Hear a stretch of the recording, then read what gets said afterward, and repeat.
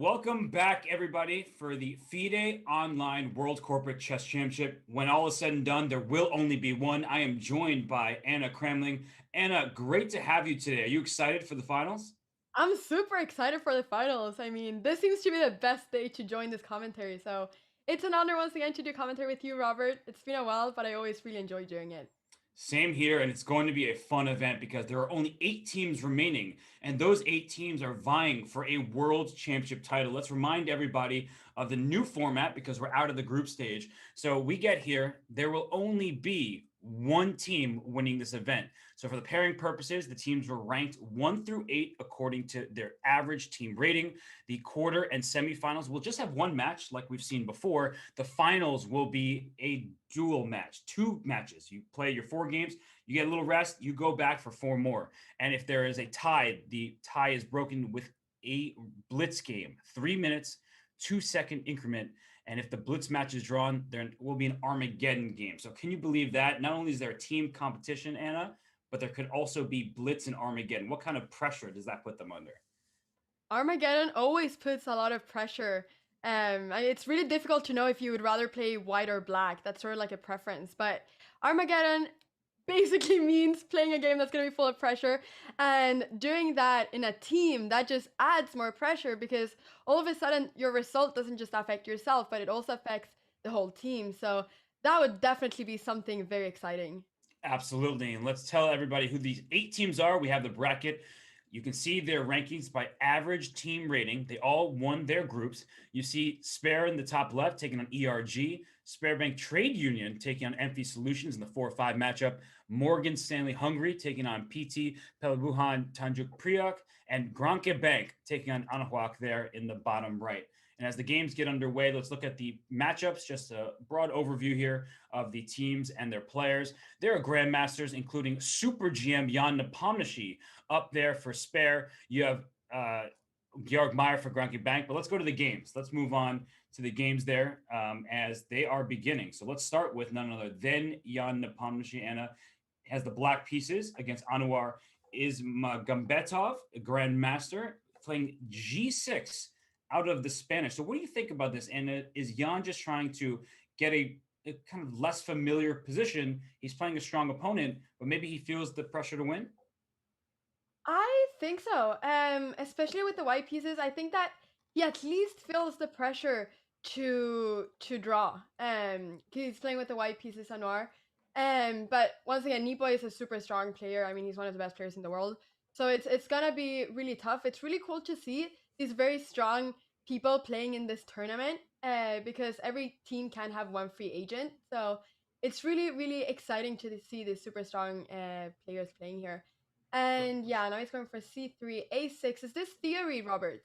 Yeah, it's some kind of like it's funny because playing like a sideline in a way, but theory within that sideline. And at the super grandmaster level, they kind of know not everything. They are not full perfect information at all times, but they know most of these sidelines here. And look at this move, Bishop E2. You've given up a pawn in the center and then drop the bishop back. But the reason White is going for this is ideally you get to take back on d4 with your pawn and have a beautiful center. Or if you take on c3, knight takes c3, White has 3 minor pieces out compared to 1 for black. Maybe we'll see a bishop g5, a quick castle, and that's how black can get under attack. Yeah, so typically when white goes for a gambit, that's sort of the idea that at least they want to get something for the pawn and attack and piece development. I guess it's what they're trying to go for in this position here. So it's quite common to be giving away sometimes this d4 pawn in different openings. And now we can see that black is going for d3. So black is giving back the pawn, but perhaps slowing a bit the development for white. That's absolutely true. And this pawn on c3 blocks the knight's jump out. So that's why Jan gives the pawn back. Sometimes it's not worth stealing the material if it comes at such a cost of giving white that rapid development. So we'll keep an eye on this game. We'll go around to some others as well. I see that Anton Korbov is playing, a very strong grandmaster from Ukraine representing Sparebank Trade Union. And in this position, I caught my eye because there's a queen on h4. And I know we may be familiar with ideas like this. Some of our viewers may not. It looks kind of scary for black, right? With that queen on the king side. Definitely. I mean, every single time that there's a queen on the king side, you have to have a lookup for it. And just like you're saying, that h7 pawn could become a weak point. I don't know if at some point there could be any ideas of going knight g5 and trying to push for e5 somehow. That could definitely be that could definitely lead to some sort of an attack. But it seems like Varakomsky is going for an attack, and we'll have to see if Korbov can defend this.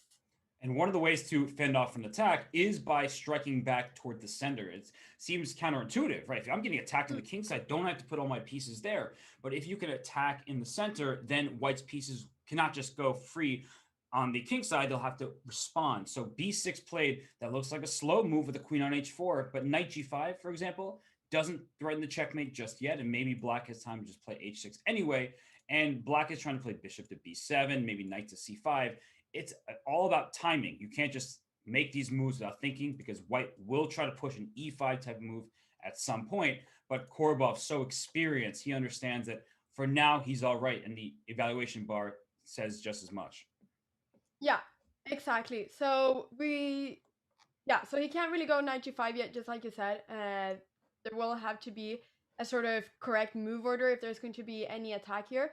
But going bishop b7, I think that's a great move, placing the bishop on b7, just to have this full diagonal. And like you said, try to take a bit control of the center, counter attacking in the center. That's what you want to do if white is attacking on the king side. So I think that this definitely no direct attack yet, but I think it could lead to some really interesting positions this game. That's right. And I'm going to go to one of the games in the match of, we have PT playing against Morgan Stanley Hungary. And so we're going to switch matches here to show this game on board 4. Chelsea Monica, who streams, who is 2250, playing against international master Ryosuke Nanjo, Japanese international master. Very strong matchup here. And the last one played was b4. So this position out of Sicilian, white has thrust the g pawn up the board. Black has put his b pawn. So Anna, you look at this position, right? Black's king's in the center, white king the same. What to make of it? I think it looks like a pretty crazy position. It's like the type of position where, you know, any player could sort of, if they play a little inaccuracy, that could really change the whole game. But I don't know if they have prepared this. I can see that Chelsea, that Monica, she's been thinking for a little bit. So I don't really know if she had prepared for a position like this. But I'm really happy to see her playing in this tournament. Just like you mentioned, she's a fellow streamer on Twitch. And you know, she's a great streamer, and she's also a very strong chess player. So it's really fun to see her playing in this tournament and playing in this match. Definitely. And knight d1, while she's of course experienced and she may be familiar with some of the ideas based on clock management thus far, it feels like black sort of has the upper hand. And what worries me is white has nowhere to castle, because you put a pawn on g5. On the other side of the board, you put your pawn on a4. So your king could get caught in the center, whereas black could play bishop e7 and castle into an impending attack. But at least your king, if it needs to, can get out of the center. So that concerns me. Typical ideas like d5 at some point for black, maybe right now, look Yeah. pretty decent for Ryosuke Nanjo. And I don't know, this is starting to look pretty good for Morgan Stanley Hungary on board 4. Yeah, I totally agree with you. And that point is a very good point that you're making, that white is going to have a very difficult time castling. White will probably not be able to castle a king side, and castling queen side also seems very dangerous, whereas black just has the simple idea of going bishop e7, castling, and then perhaps attacking the king. And d5 is a great move as it opens up the center, which is something that you would want to do when the king is still in the center and can't castle yet. That's how this game could go. It's like d5, bishop b7, everything breaking open. And oftentimes with a king in the center, that move was not engine approved, but the engine isn't exactly on the highest depth. So sometimes it takes a while to register. But d5, I think, was the thematic move. It would have protected this pawn on b4 as well. Not that you mind that pawn being captured, because if the queen takes it, then a move like d5 will hit the queen and open the center. So this is actually going to be a very tense battle. I think it's going to come down to white's king safety. But if she could stabilize, she will have the advantage. And whoa, that move not appreciated by the engine at all, going up to plus 2 point something. So there must be some tactic. And I think it starts with f4, kicking the knight. And you can even think about f5 or even e5 to close down the center and then play for an attack from there. There are being many tempos won by white now after the knight went to e5. If the black knight wouldn't have gone to e5, then moves like f4 would not have been possible. But she's going for a5 instead here. Makes sense, right? Hitting the knight on b6. I think one of the things that can be difficult is like move order and figuring out, wait, do I attack that knight? Do I attack the knight in the Yeah. center? Do I attack both? And you can mix up ideas, not because these are very strong chess players. They're titled chess players. But the problem becomes when there are too many attractive options in a position, we sometimes go for both and maybe only one works at a time. Yeah.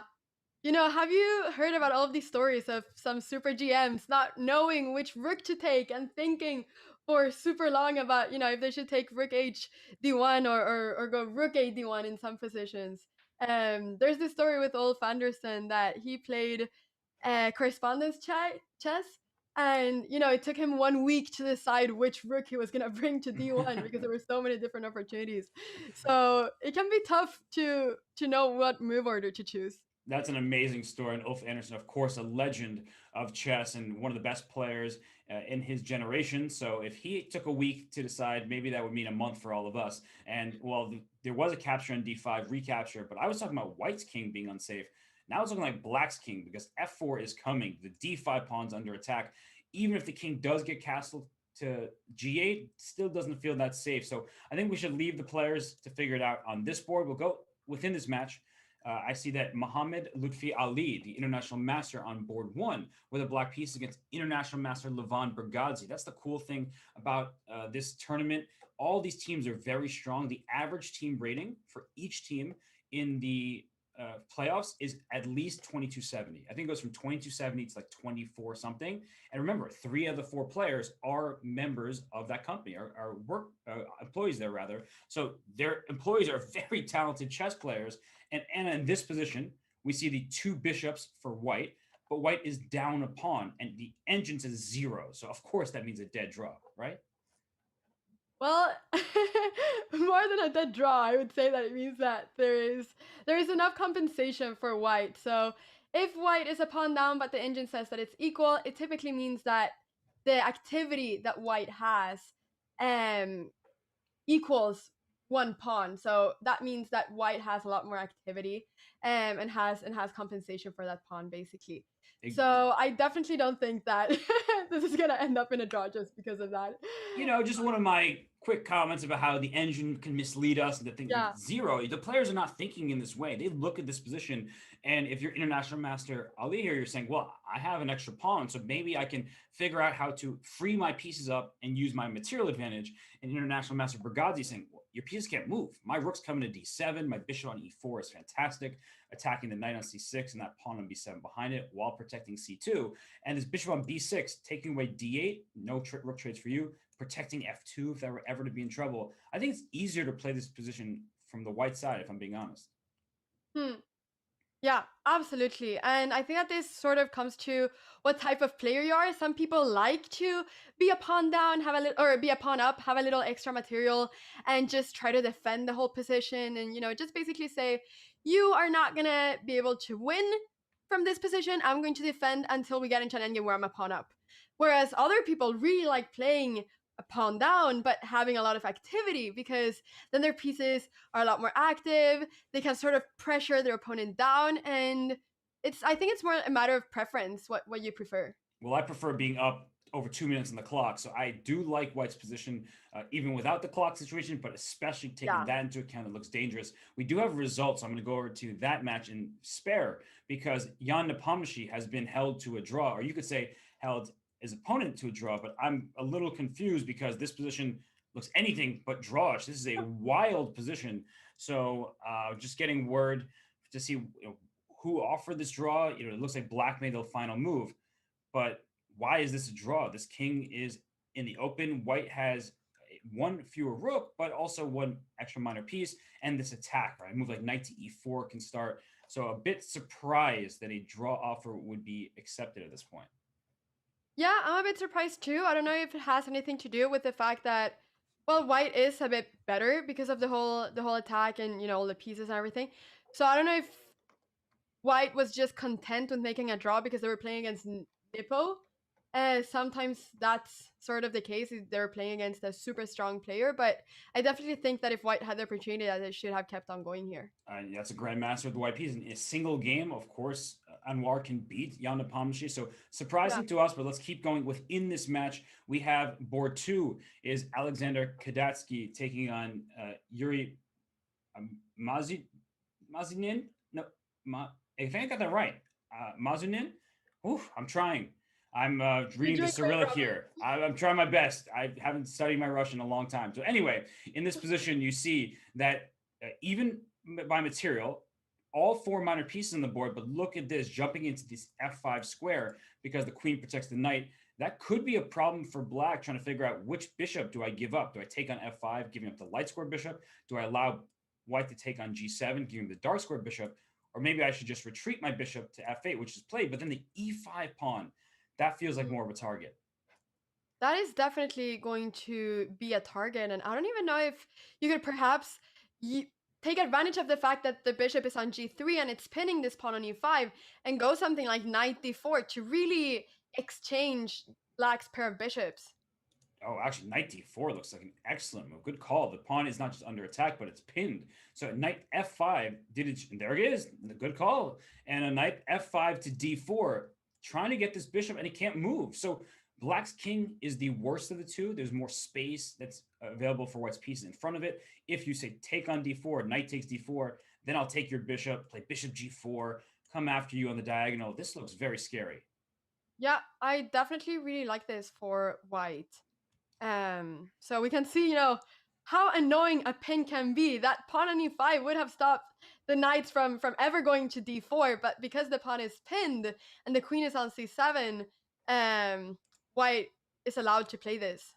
And this looks great. And that's great for spare because Jan Nepomniachtchi held that draw in a tough position. And now they're board two with the white pieces in great shape. So that could be a lead for spare. But let's see what's happening on board three because Maxim Lavrov with the black pieces. Well, he's up how many pawns? It's only one pawn. It looks like more. But this should be a winning position for black. Sometimes one pawn is not enough. But Anna, here it looks like the pawn structure is better for black. You have more material. So it shouldn't be too difficult. Yeah, especially they have also the same color bishop. Mm-hmm.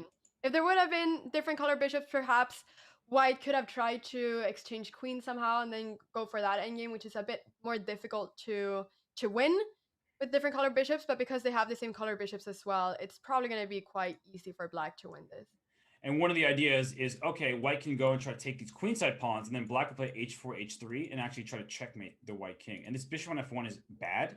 Another idea is queen e3 check, queen f2, and you actually might trap this bishop, weirdly enough. It just doesn't have much space. So the bishop on e6 is excellent. The bishop on f1 is actually quite bad. Very few squares to work with. So I think this is going to be a win for spare. And if they win this game and Kadetsky get a great position, they will take the match. So we'll keep our eyes out, just be on the lookout. But let's go on to other games where we haven't checked in on. This game between Fyodor Mishakov and Wojciech Reza. What's happening? This king is castled on c8, and a queen trade is being offered, and white's turn. So, and do you think you should keep the queens on the board? Your king in the center for white, or should you just trade them and have the two bishops in an endgame? Well, I think that in this exact position, the queen doesn't really have a lot of squares to go to where it wouldn't be traded. So the only place I can see where the queens would not be traded would be to go queen g3. But because the king is in the center and, the bishop would be pinned on e2, I think that it makes more sense to at least offer a queen trade again. So you can see bishop f3. Now white is offering a queen trade again, and they're trading queens here. That's right. And this is board three matchup between Emphy Solutions and Sparebank Trade Union. And the queens have been traded. The pawn has gone to e3 for white. Look at this pawns in the center here. They're in red because that's how black is seeing them. Like, oh, I don't like that. That's painful. But f5, what a way to strike. Because if e5, look at this bishop on d2. The dark squares are clogged by white's pawns. And that's why white takes an f5 to keep the bishops open. But now the e file is open. Maybe black has some counterplay. Or Anna, do you think that white should just be able to increase the pressure? I think that bishop pair is going to be very strong for white. Now the bishop is pinning the knight on d6, and it feels like black is a bit restricted with their movement. This bishop is going to e7, And perhaps black will have some ideas of going g5, but then that will give the e5 square for the bishop. So I feel like white's bishops are really, really strong. And the king, well, the king is now castling, so the king is going to be safe. White is also going to be able to take advantage of the e-file being open. And I really prefer white here. I agree. And one thing that was almost there for black was bishop h4, rook h4, g5. The problem is it's not a fork because white can get away with bishop takes d6 with check and end up a piece up. Otherwise, this would be a great decision for black. Did not work out because of the check. And so g5 was played. And oh gosh, now rook's in the 7th rank. You have the bishop pair. I think a material is about to fall. That's what it looks like. You can just slide your other rook to e1. Oh, didn't like that move because g4. Ooh. g4 and bishop g5 check, and the rook on h7 is not defended. Wow. Oh no. That's how everything these games turn is around. taking a turn here. And that's a big problem because after g4 it's played, so that's a big turnaround. And it was looking so nice. The rook should have went to h1 to reinforce the other rook. And now after g4, that rook is not protected, and bishop g5 is a. I mean, how does it? Can you stop it? I don't see any way. I guess you have to take on d6. Ah, okay. So you don't lose material because bishop d6, we trade rooks. And then I guess black is slightly better because of the advanced pawns, but it is opposite color. Oh, but it's not going. Just this. Wait, that's a piece. That's a piece. That's just a piece. Wait, but there's what? Okay, didn't take it because I guess this ensuing endgame, it was the bishop pair that looked nice. Now there's g. Okay, but g takes f3, rook e7 check, king c8. This pawn's under attack. Neither side feeling that comfortable in this tactical situation, but black had that. It had just taken on f3. Instead, we have a slightly better position for black because the knight can go from color complex to color complex. The pawn a6 could become a target in the near future. But Anna, that was a pretty wild tactical sequence, and it felt like the players were not ready for it. Definitely, I totally agree. This was definitely a very exciting tactical sequence, and I think that neither of us saw that coming, which probably Reza didn't really see either when he played rook e1. So yeah, it was really important to go rook h1 and reinforce the other rook there on h7. He seemed to have a great position before, but now it has turned around, and Mishakov is going to be the one that's going to try to go for the win here. For sure, that a6 pawn is weak. I have to go to this game because I see 2 seconds left on International Master Ali's clock, and now down in exchange. So it looks like Morgan Stanley Hungary is going to take this all IM matchup on board 1. That a pawn is running very easy to keep pushing it. a6, rook b7, a7. You're going to win this bishop. So I just saw a couple seconds remaining, and as we tuned in, it looks like white was winning material and thus taking this game. So that's a big win for Morgan Stanley. They'll be thrilled. They've been playing really well throughout the group stage. And, well, that's just easy at this point. So we'll get out of this one. Morgan Stanley taking it. Let's go to another matchup within this one here. Chelsea-Monica. This game still very sharp, despite the queens being off. And now we have opposite colored bishops with d4. Anybody?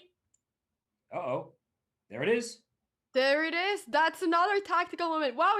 I mean, Robert, you're just finding the games at their prime. I'm just, I see it. We have to move on. I just pick a game, and it turns out that there was a tactical moment there. The rook on h1 was under attack. d4 opened that bishop up. And it's still not easy to win this. Actually, I could see white winning this game. If you get your pawn to d4 and play pawn to b5, you get a breakthrough on the queen side. And a rook for the bishop dynamic, that doesn't mean as much if there's a passed pawn heading your way. And this king is coming up to c4. And I actually think I prefer white's chances at this point.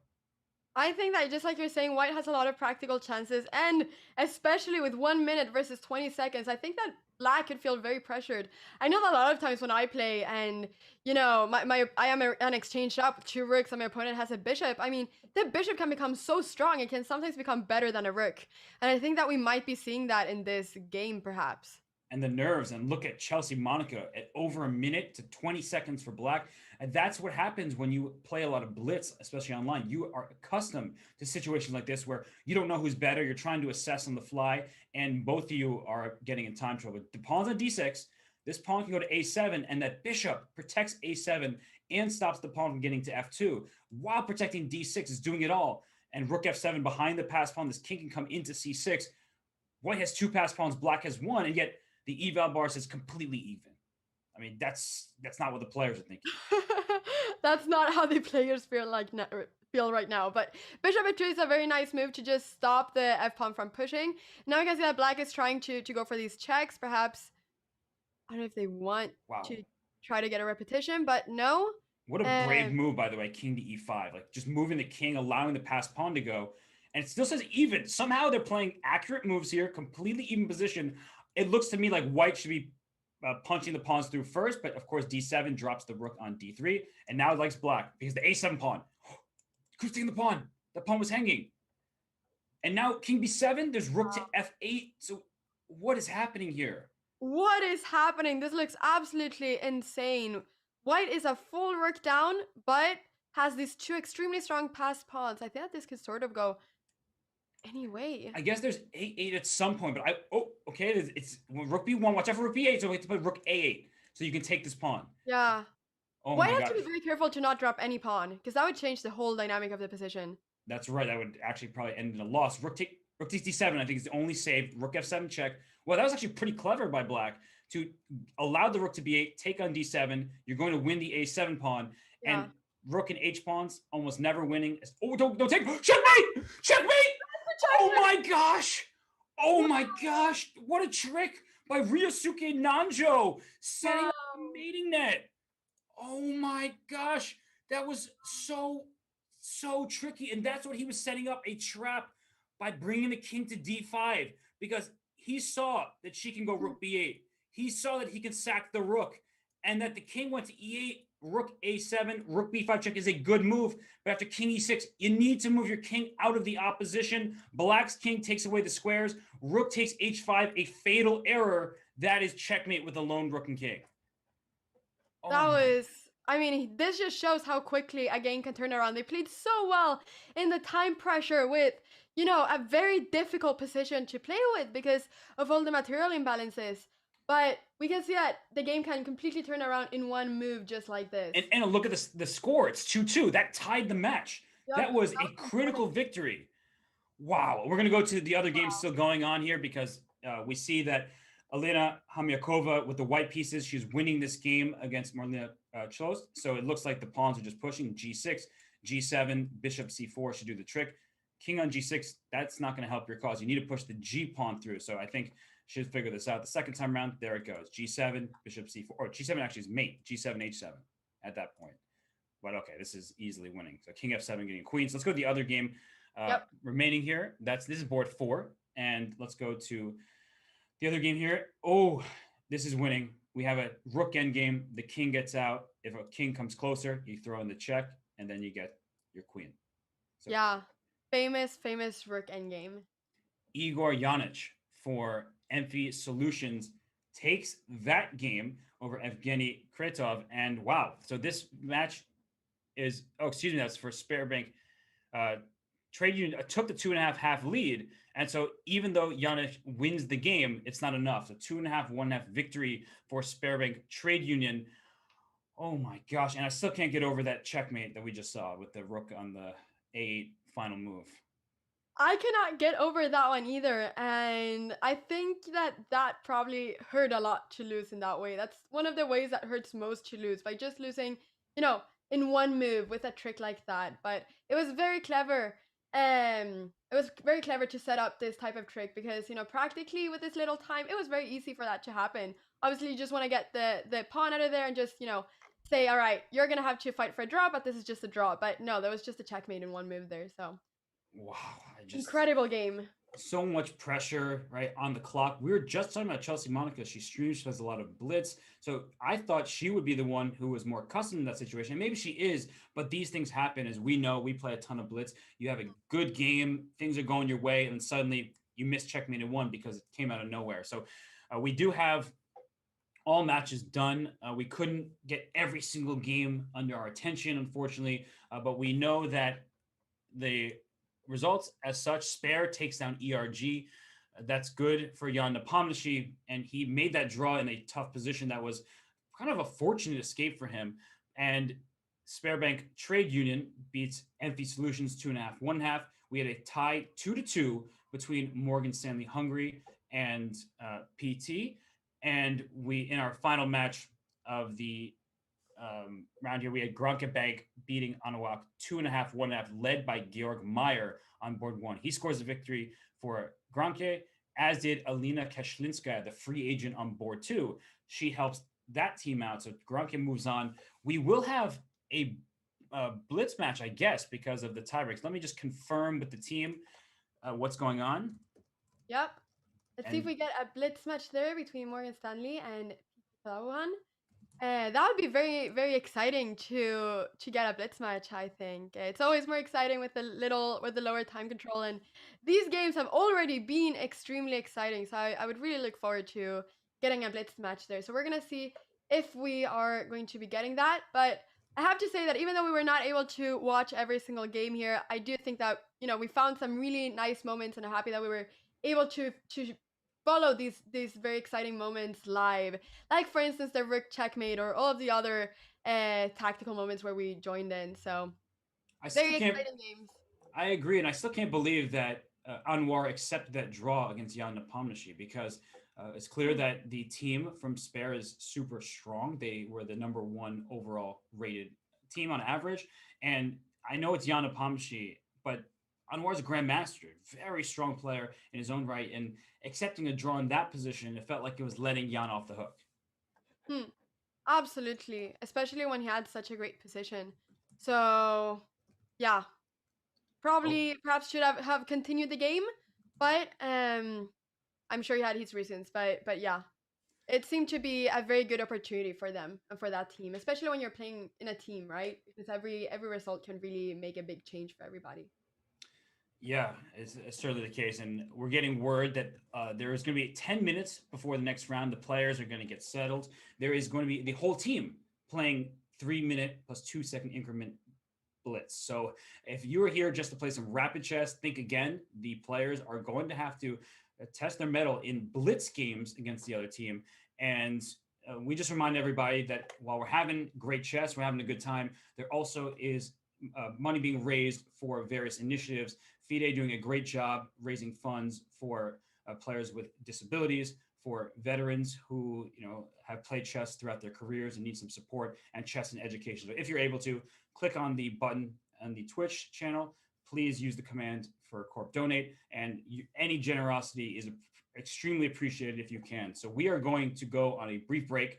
When we return in a couple minutes, we'll get set for the Blitz tiebreak. 4 games going on at once. We'll need to catch our breath. Stay tuned, everybody. We'll be right back.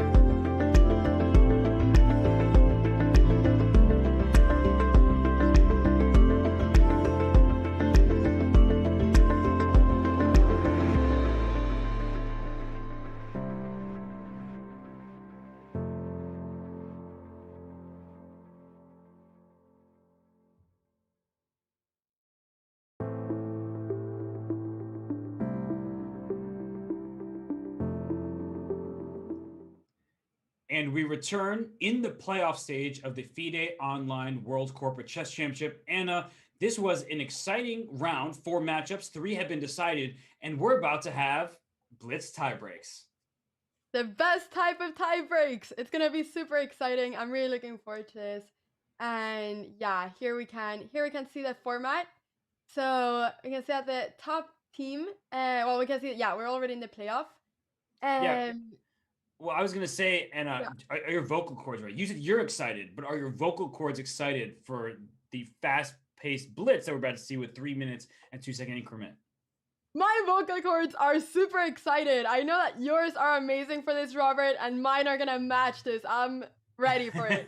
I believe that every step of the way. And if the blitz match is tied 2-2, just like the rapid match was, then we will be sent to Armageddon. And Armageddon is something in chess where one player, the player of the white pieces, gets 5 minutes, black gets 4 minutes, no increment.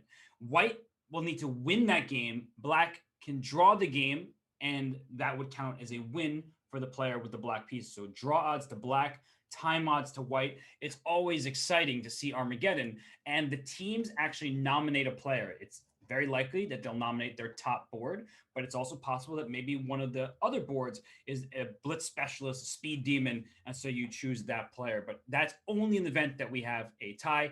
We see the Morgan Stanley team. We have them behind the scenes here. You can see them now. They're getting ready. Some of them were stretching. I'm sure there are nerves. I'm sure there's, they're very proud of each other just to be in this playoff and then to tie 2-2.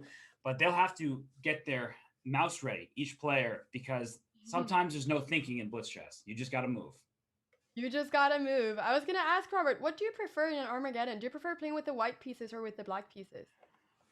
Oh gosh, I would say it's kind of 50-50 in many regards. I would prefer to have the black pieces, but it also depends on like what happened before that. If let's say you're playing a classical tournament and the end is some kind of tiebreaker, but if you won a bunch of games and you went, I want the white pieces, I'm going to go for that win, or say, I drew the last couple of games just down the stretch, let's just hold and make the draw.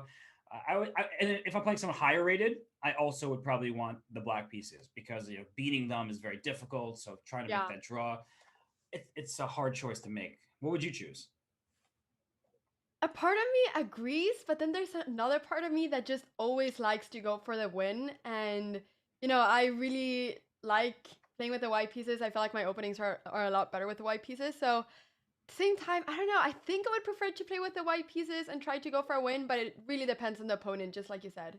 And well, we do have liftoff. Not quite an Armageddon yet, starting with the 3 minute plus 2-second increment blitz. C3 played by International Master Ali, trying to get D4 in, and that's why Bishop G4 is often played. Let me take your knight at some point and soften the D4 square, but I think White can just push this pawn. That doesn't stop it, and H3 played first, offering the exchange. So, Anna, a quieter opening to start with in this game, but I like White's position.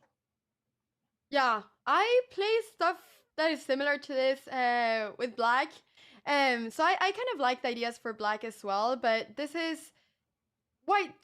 White does have quite an active position, and just like you said, the idea is for white at some point to try to take as much center as possible by going d4, which is why black wanted to go bishop g4 to stop d4 immediately. And now that's why also they've going bishop h5 instead of trading, because they want to keep that pin there to avoid d4 being played. And I like that White has not played d4 yet. Instead, castling. If you play d4, there could be a quick strike for black in the center, thanks to this pin. So I'm agreeing with you here. a6 played. You can take that knight, double the pawns, and that was played. And at some point, you can go queen a4. This is a known idea to break the pin by getting aggressive. And I think queen a4 could be a very useful move. Of course, you can just develop your pieces, and White has a lead in development. But if black gets out, the bishop pair should be good. Let's move on to another game because I just see at the corner of my eye this one. Pawns are storming. That was more of a positional battle to start with. This says positional chess. Come on, this is blitz chess. Trying to get g6, trying to get h6. But black hasn't castled. So it's possible that Farid Firmansyah says, okay, you're trying to attack me there. My king's running in the other direction. That's the thing. When white goes for an attack this early, when black hasn't decided where to castle, okay, now black actually made a choice by going rook c8, because now they've decided they're not going to castle queenside, which is what would lead to perhaps a more positional position because it wouldn't be this race of of black, which is which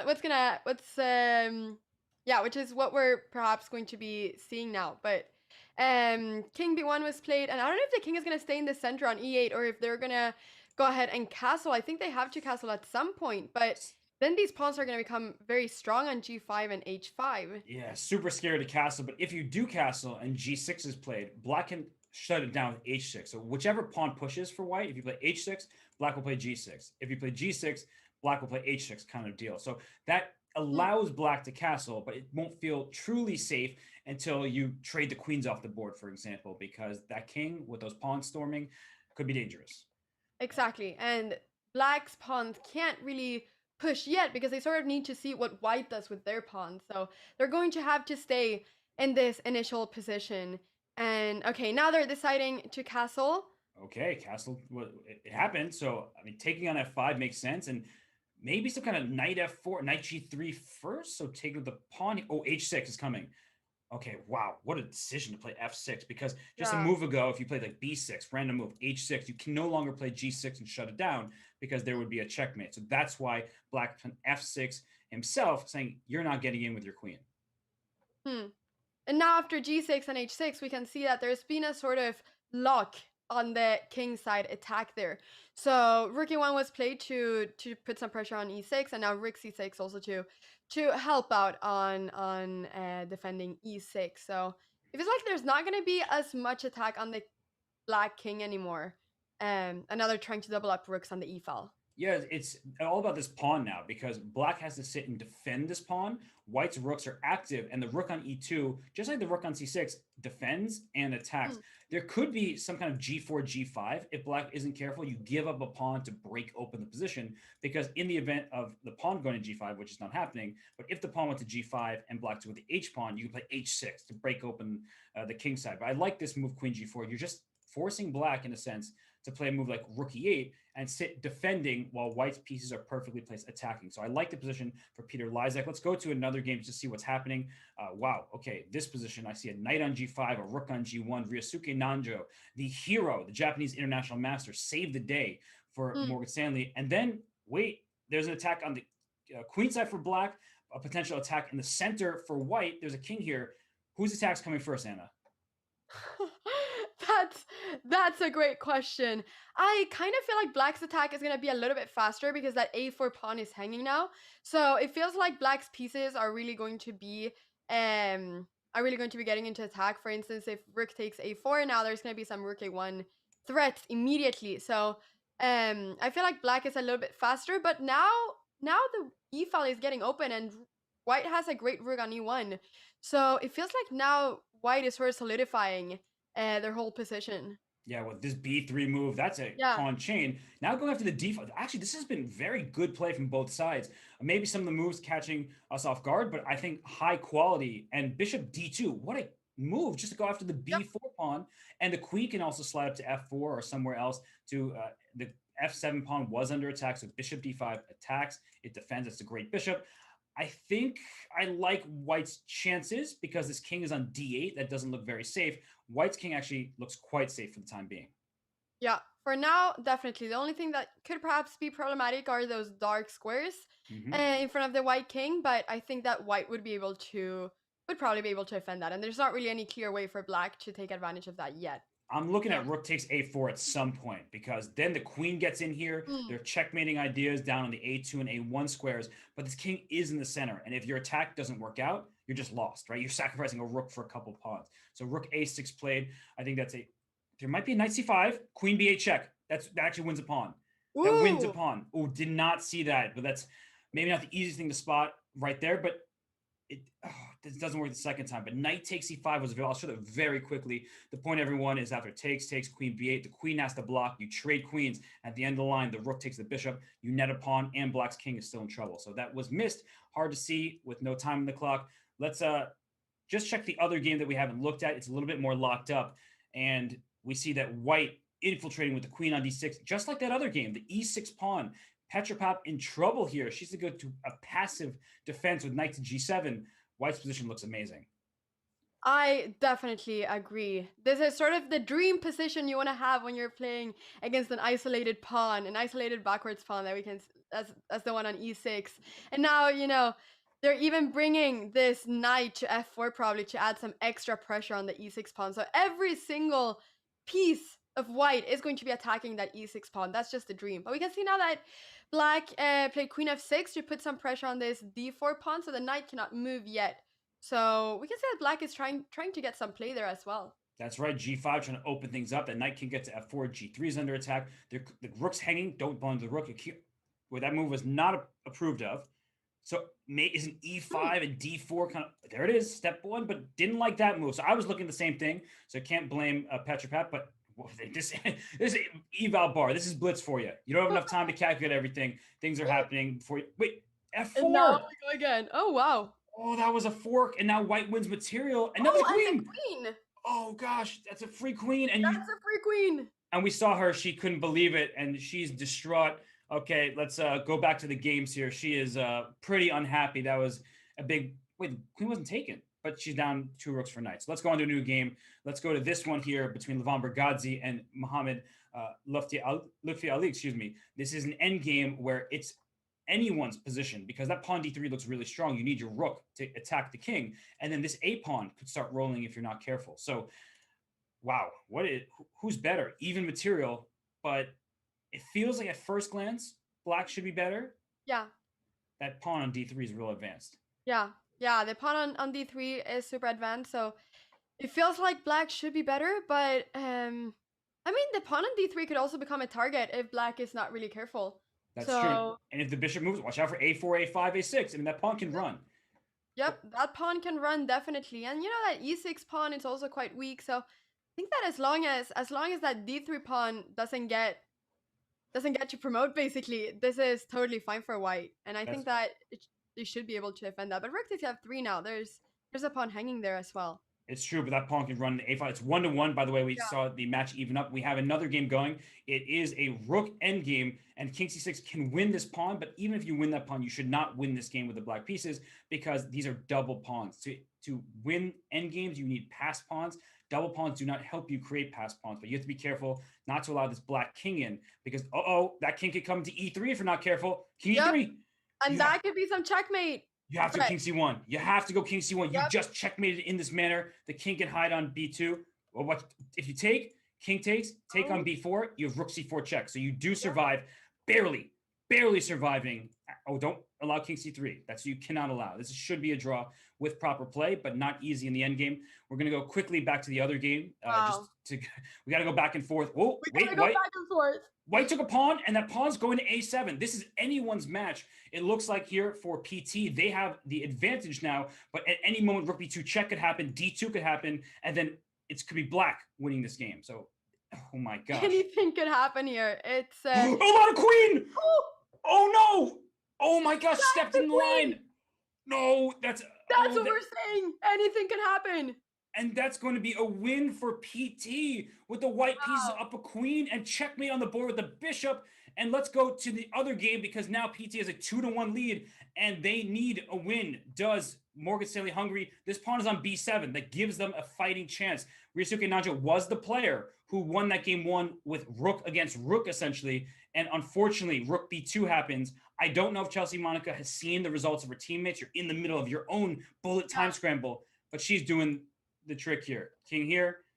Just go rook. I would go rook c8 check. Please take the pawn. But look at this. Yeah, she has to try it. Well, now she makes the draw. She makes the draw. And Morgan Stanley Hungary is eliminated. They clawed their way back just to get to the blitz tiebreak. And unfortunately, we'll go back to that position really. Oh, no, we won't.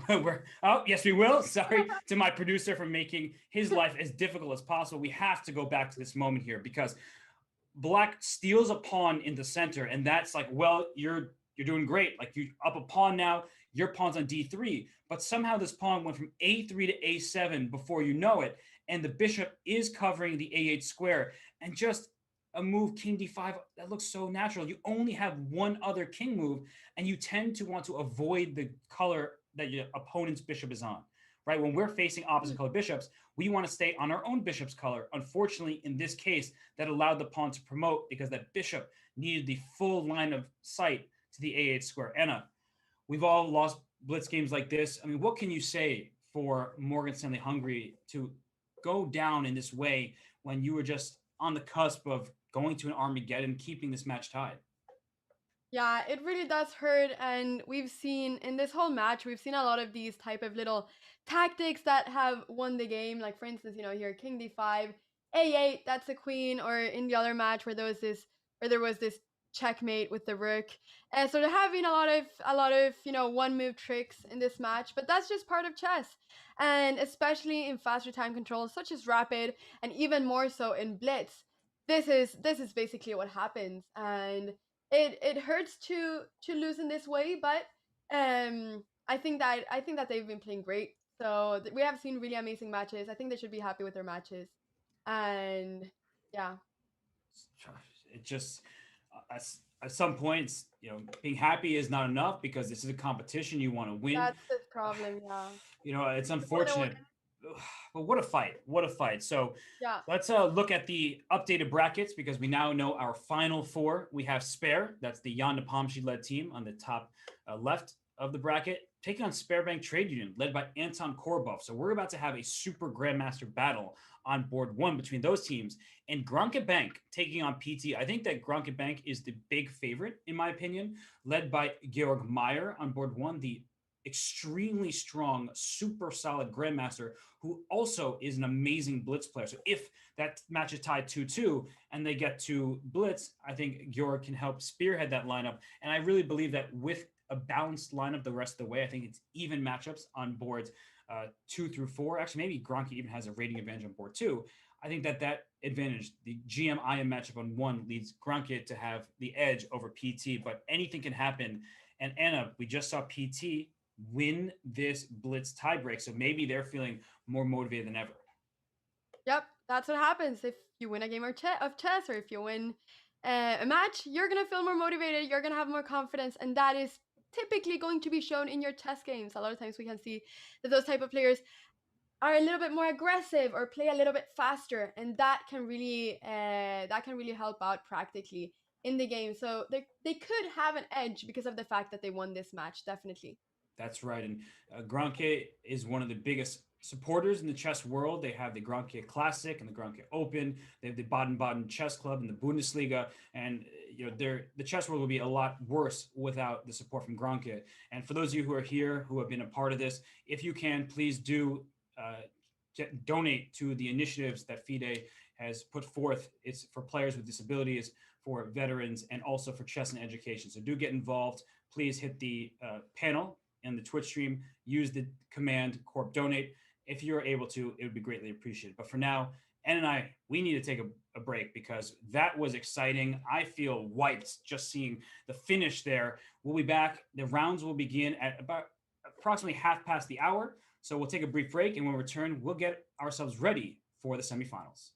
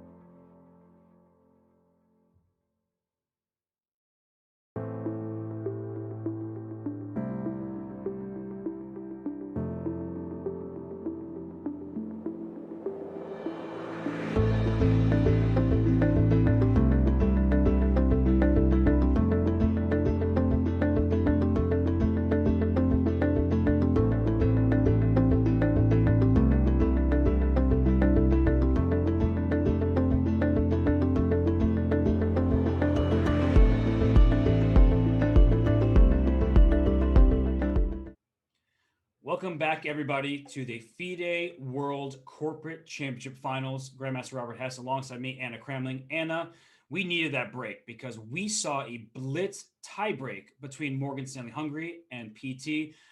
How are you feeling? You recovered? I have recovered. It took a while because it was a pretty crazy tiebreak, but I'm recovered now and I'm ready for the semifinals. We will have the semifinals ahead. We have a couple minutes until then. We just wanted to go over one moment from a game that happened in the Blitz match, and it was between Peter Lizak, representing Morgan Stanley Hungary, and Farid Firmanzia from PT. So the player with the black pieces moves on with the team, but in this position, it looks pretty difficult for black because white is having all the fun here. There's rook staring down at the e6 pawn. The g6 pawn keeps that king on the back rank. But Anna, we see the engines say 0. So from experience, what can you say in positions like this where the engine tells you just shuffle your pieces around? How difficult is that to do? I think it's very difficult to do. I think that as a chess player, you don't just want to make random moves. You want to have a plan behind every move. So to just be shuffling your pieces around, it's something that's not very intuitively. You want to come up with plans and you want to do stuff. So it's very difficult. That's right. And I look at the engines as zeros. I look at the positions like, what do you mean zeros? This looks like a fun game to play, especially in Blitz. And let's see how this went, because at this moment, black went a5. You see the evaluations start to creep up in white's favor. And there, as he gets more depth, it sees white's advantage growing a bit. And the reason why a5 is played is to go b4 and for an attack. The reason why that could backfire is now the b5 pawn needs to have an eye kept on it. White went queen b3. Black went rook c4. Okay, defending the pawn. Queen went to d3, and then b4 was played. And white said, I'll just push through.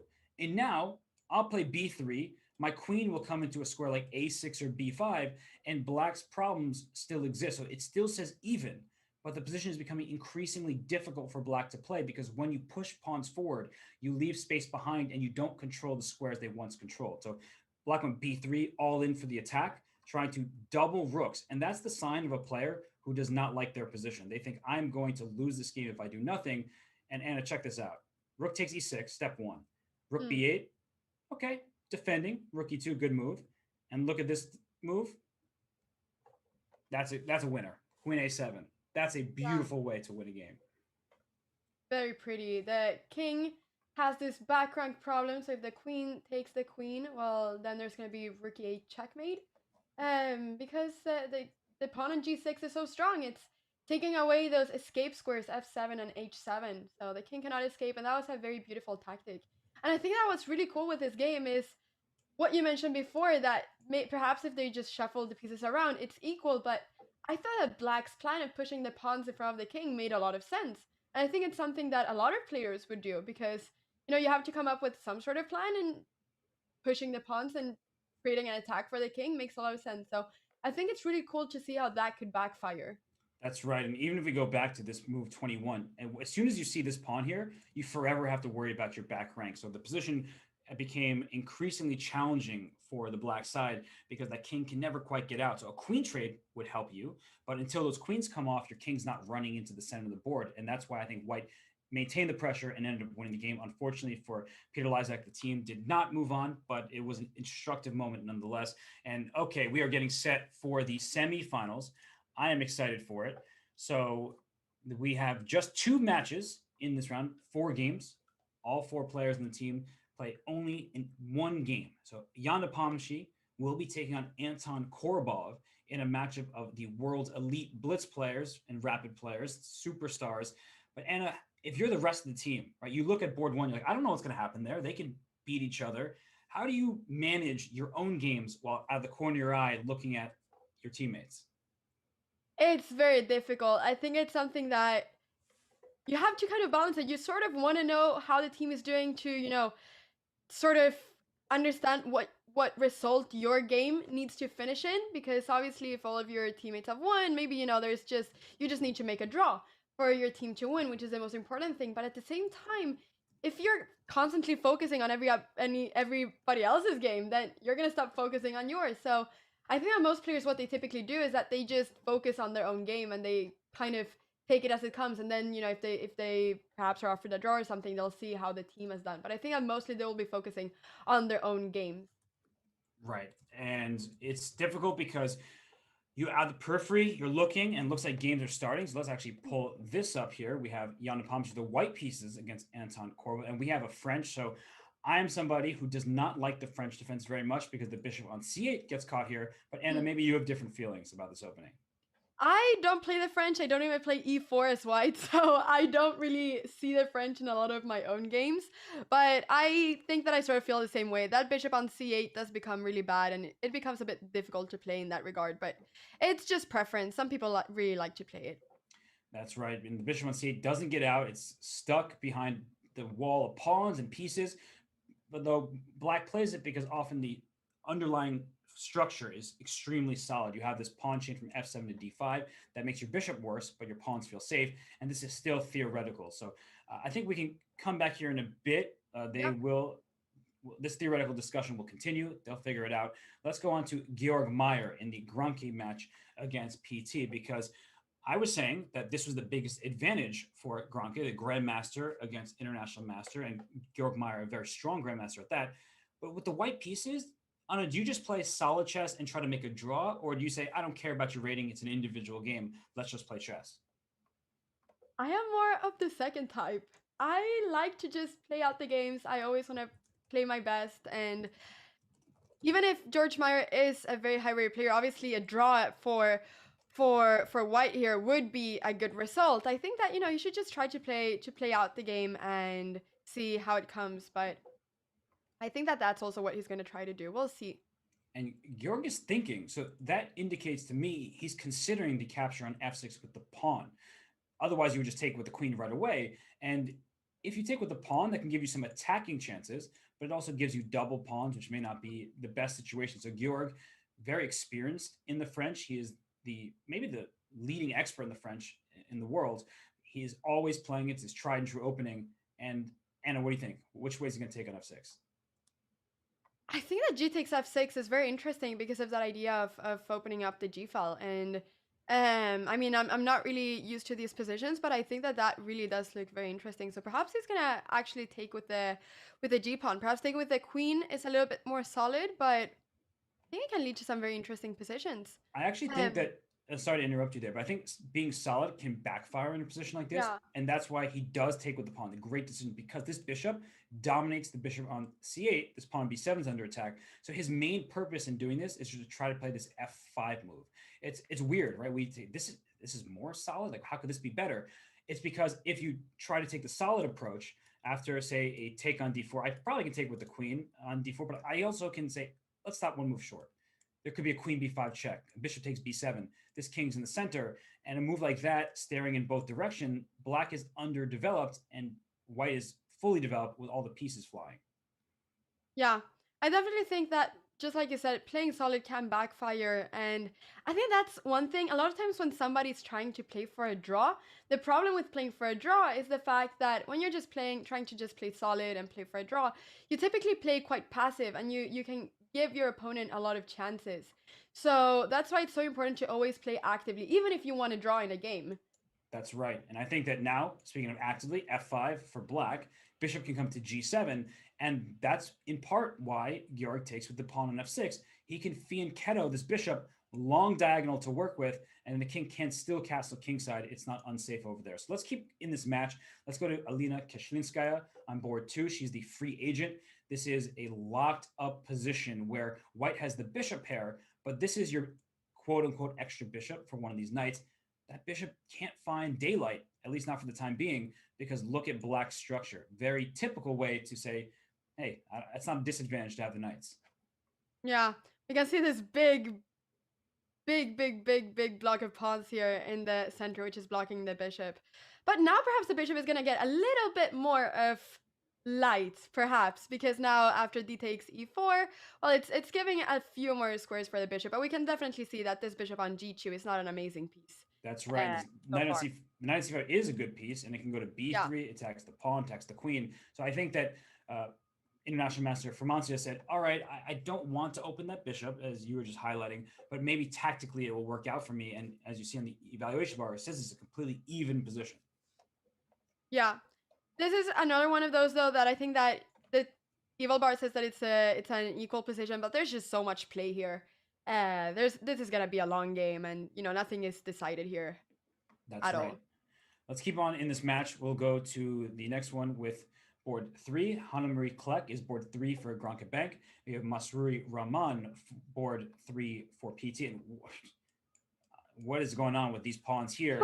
And for white, these pawns here, it's white's turn. Anna, help me out. Which pawn do we take? Do we have to take? Can we leave it? I'm confused. I am very confused as well. That's the thing. When you have all of these pawns in the center and all of these traits, you just gotta think about, which pawn is the one that we should take. I think.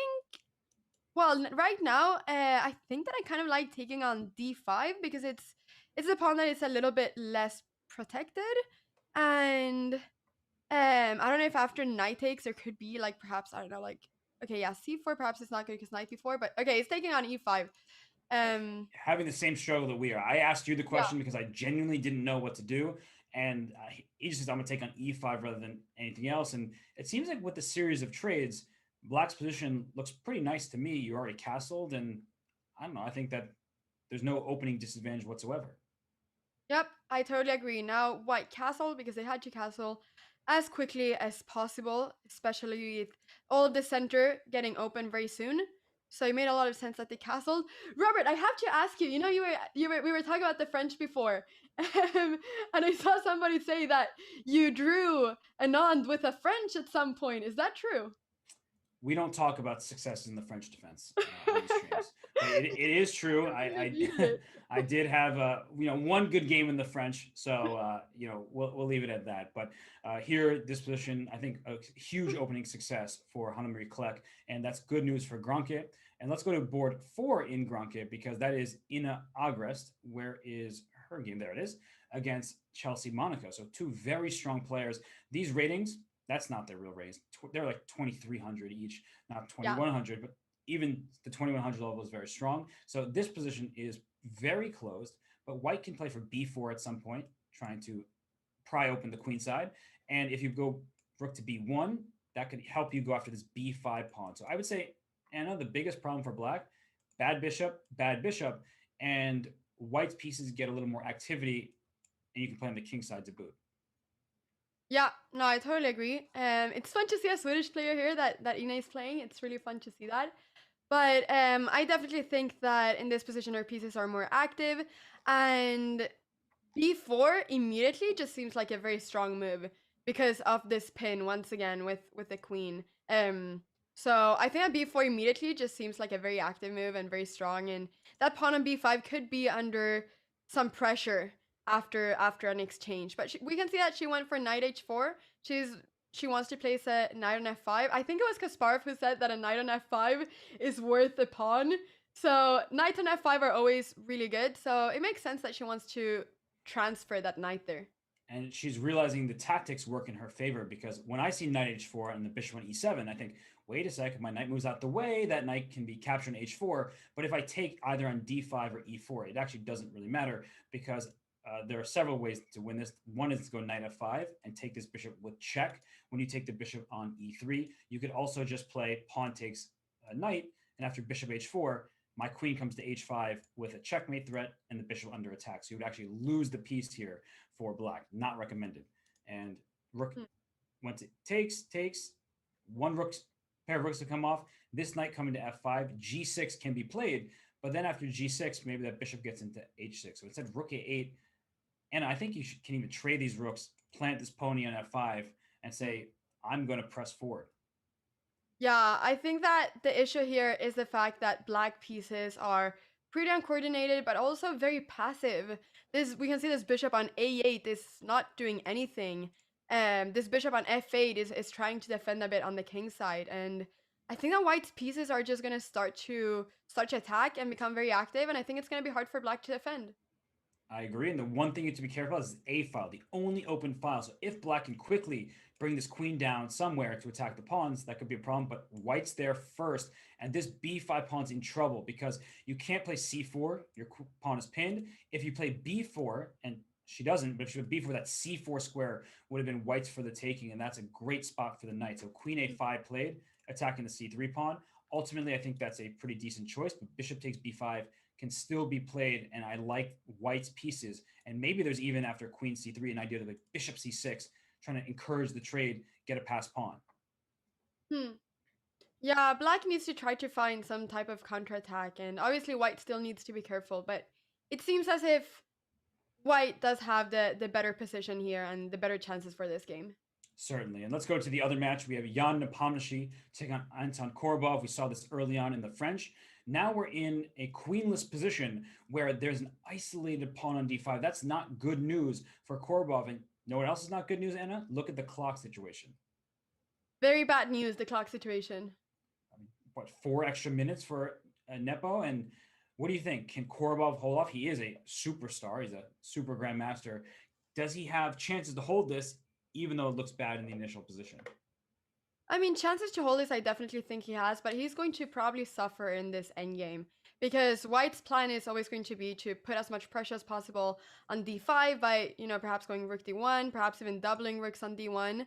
And also we can see that white even has the c file open right now, so even white's pieces are more active than black's pieces in this position. So I definitely think that he's going to have a tough time, but holding it, I think that there are chances that he can hold this.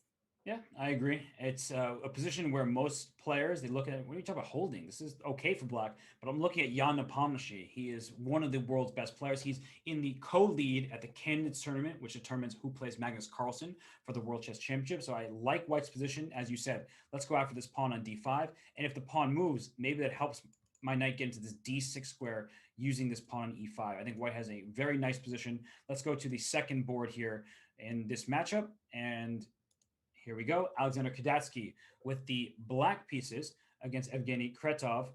What's going on? Opposite color bishops, doubled pawns here.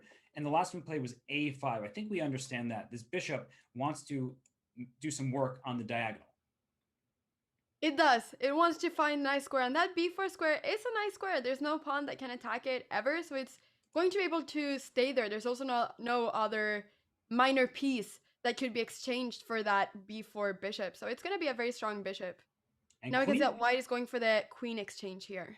I was about to say, the queen exchange indicates to me that white is probably, I'm not really playing to win this game. I would love to win the game. But if black takes, this c-pawn can't go. The bishop and the rook team up on a dark square. And perhaps that c-pawn becomes a weakness rather than a strength. The bishop can, of course, wrap around to the b5 square, all is protected. I think the most likely result by far is a draw because neither side will really be able to make too much progress. Yeah, I totally agree. I think that it's gonna be, just like you said, very hard to make any progress. It looks like a decent position for both of them, but it's difficult to know how exactly they are gonna be able to continue the game in a good way. That's right. So let's keep on in this match. Board 3, Maxim Lavrov taking on Fyodor Mishakov. And okay, I see this knight on d5. I like that, but I also see it's under attack. And the material count, black is down a pawn, but has the bishop pair. And in particular, this bishop on c5 looks pretty nice for black. So if the material stays the way it is, white can claim an edge and push for more. But there's that active counterplay for black, at least some pressure going forward. So Anna, I would prefer white's position, but how big of an advantage would you say white has here? I would say that white, well, they are a pawn up, but just like you said, black has some attack. It has this nice bishop on c5. Wow, they're going for h5 now. So I think that this is just a type of position where white just has to defend from any immediate threats. Like for instance, here h4 is an immediate threat, I guess. Perhaps. So I think that that's more what they have to do. But I think that in the long term, it's going to be fine for white. I can't really see black winning immediately here. So I think that white is doing pretty well, and I think that there's also a lot of resources for white to defend. Like this knight can go to f4 now, and all the pieces are sort of together around the king. So I think that white is doing pretty well here. I'm with you, and I'm looking at the clock situation. An extra minute, still 3 minutes for black. That's plenty of time for experienced players, but that extra time could come in handy with the extra pawn. So h5 is a great move. It's alpha zero type of move. Yeah. Let's go h4. You can't take the pawn on h5 because your knight needs that bishop's defense. So h4 is the plan, soften up the g3 square or plant the pawn on h3 for an attack. I think that black, with that move, I'm starting to like the chances more. I still prefer white's position. Let's keep on in this match to the last board. We have Maria Komiagina with the black pieces, and I see the eval bar in black's favor. And it's because these pawns here are fantastic for black. It's even material. White has this connect 4 pawn chain, but the pawns in the center are mobile, whereas white's pawns are stopped. None of them can move on the dark squares. Yep, none of them can move, and this just looks very well, to be honest. These two pawns are going to be absolutely amazing. The F and E pawn, especially in an endgame, I think that E pawn is going to be super strong. And now they just took on H5. It just seems like they're up material, right? 1, 2, 3, 4, 5, Yeah. 6, 1, 2, 3, 4. Yeah, And she's up one pawn, so this just seems very good. it was an understandable mistake. H5 was played because you want to win the F5 pawn. I don't want my H pawn. I want this F5 pawn because then E4 is weak. But unfortunately, H5 comes with the cost of this rook. Black takes that very quickly. I will say that black's position, while you're ahead in material, it could come under fire if you're not careful. Like if you allow this capture in E4, there could be some attack. But for starters, you have to deal with the bishop first. This knight can just sit on G5. So black is well ahead. And if you play carefully, you should be able to take this point. Yeah, that knight on G5 is going to be a very strong knight, and it's just going to protect the whole king. Yeah. And white cannot even go knight F3 to try to exchange it because of this pawn on E4. So that knight on G5 is just a monster. It is indeed, and this would be a very good game for Spare to take over Spare Bank Trade Union. At first, I was going to say Spare, but then I realized they're kind of playing each other, so I can't just say that. And this game looks very good for black. Let's keep on going throughout these games. I'm just going to pull one at random at this point. Let's go to Elena Kashlinskaya's game, where with the white pieces, she is down a pawn and her king is under attack. So Farid Firmansyah with the black pieces. We saw the Caro-Kann, the bishop now has a diagonal to work with, but all the other pieces are gone and black's up a pawn with an attack. Yeah, this is looking really, really, really great for Firmansyah. I mean, Alina is completely restricted in the sense that her queen cannot really move anywhere. The queen is going to have to stay on the first rank to prevent the queen, black's queen, from going to G1 and checkmate. So this, just because of that fact, just looks absolutely amazing for Firmansyah. But also the fact that she's even a pawn up there. Yeah, wow. Queen G5 played, protecting the pawn on G3. And if H6, where's this? Oh, okay, the bishop's under attack. So look at this. Grandmasters do blunder. H6 blunders the piece. I'm trying to distract the queen from G3, but I can't forget my bishop. So F6, that would potentially weaken the king if the queen can come to F3 and get some checks in. So you have to be very precise at a moment like this. You don't want to blunder like I just did. And one idea is Queen E1 to make sure that white's queen can't get back on the first ranks. Then you can play bishop to D4. I feel like black should be able to get through it. By the way, Jan Napashi, have to go to that game, has won his individual matchup against Anton Korbov. The final position was one where he got that rook into C7. He pushed that pawn to E6. That's bad news for the king on F8. Yeah, no, that just looks super strong. We were talking about it before if Korbov was going to be able to defend his position, but it seemed like it was not due to the passed pawn or the isolated pawn that Korbov lost, but it was due to how great Nepo had all of his pieces and the very weak king that Korbov had, and also that pin there. So it seemed as if it was not just due to the isolated pawn. That's right. And I'm going to go to this game here in the other match because I'm looking at this end game, and now Ina Agras, we loved her position earlier, but Chelsea Monica has found a way out of this. It looks like it's going to be an even trade. This pawn cannot be defended unless you put your knight on D6, and white will not take that knight, at least not yet. The king will come to G3. It should be a level position. So that's going to be, presumably, if all things hold, a draw. On this board, I'm going to go to the Georg Meyer game where he's still playing. This is the most Georg Meyer position that you could possibly have. White, the engines is slightly better. Georg has under a minute left, but he has the bishop pair, so he's going to try to work his magic, play a nice end game here to try to take down his opponent. But this knight on d4 is such a problem for black to deal with. Yeah, definitely. Bishop a6. Okay, so he's trying to kick the rook away. I am very impressed. I mean, there's a big rating difference in this game, and I think that White is playing really well. And he's also up on time. So I think that, I mean, Mohamed has been playing super well this game. Rook c7 is going back, and now we can see that he's trying to get this repetition of moves. He's trying to get a draw here. And And maybe we're gonna see that because we can see that they're repeating at this oh, moment. So the and game might finish right here. if I'm Georg, I'm looking very quickly at other games. Even if I go down to 5 seconds left, I need to make sure my team doesn't need me to win. He's probably keeping an eye out. He makes a draw. Let's go within this match. And let's go to Elena Kashlinskaya. That's their board too. Bishop on e4. This is under attack. Maybe can't play f6. You drop the pawn on g6. That's not something you want to do. But f5 could be a good idea. Although queen e7 check. As soon as you push his f pawn, your king gets in trouble. So you have to be precise here.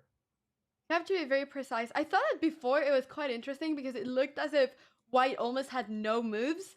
Like Black had their pieces in such a great position that it almost seemed like White cannot really move anything. It was almost like a zugzwang.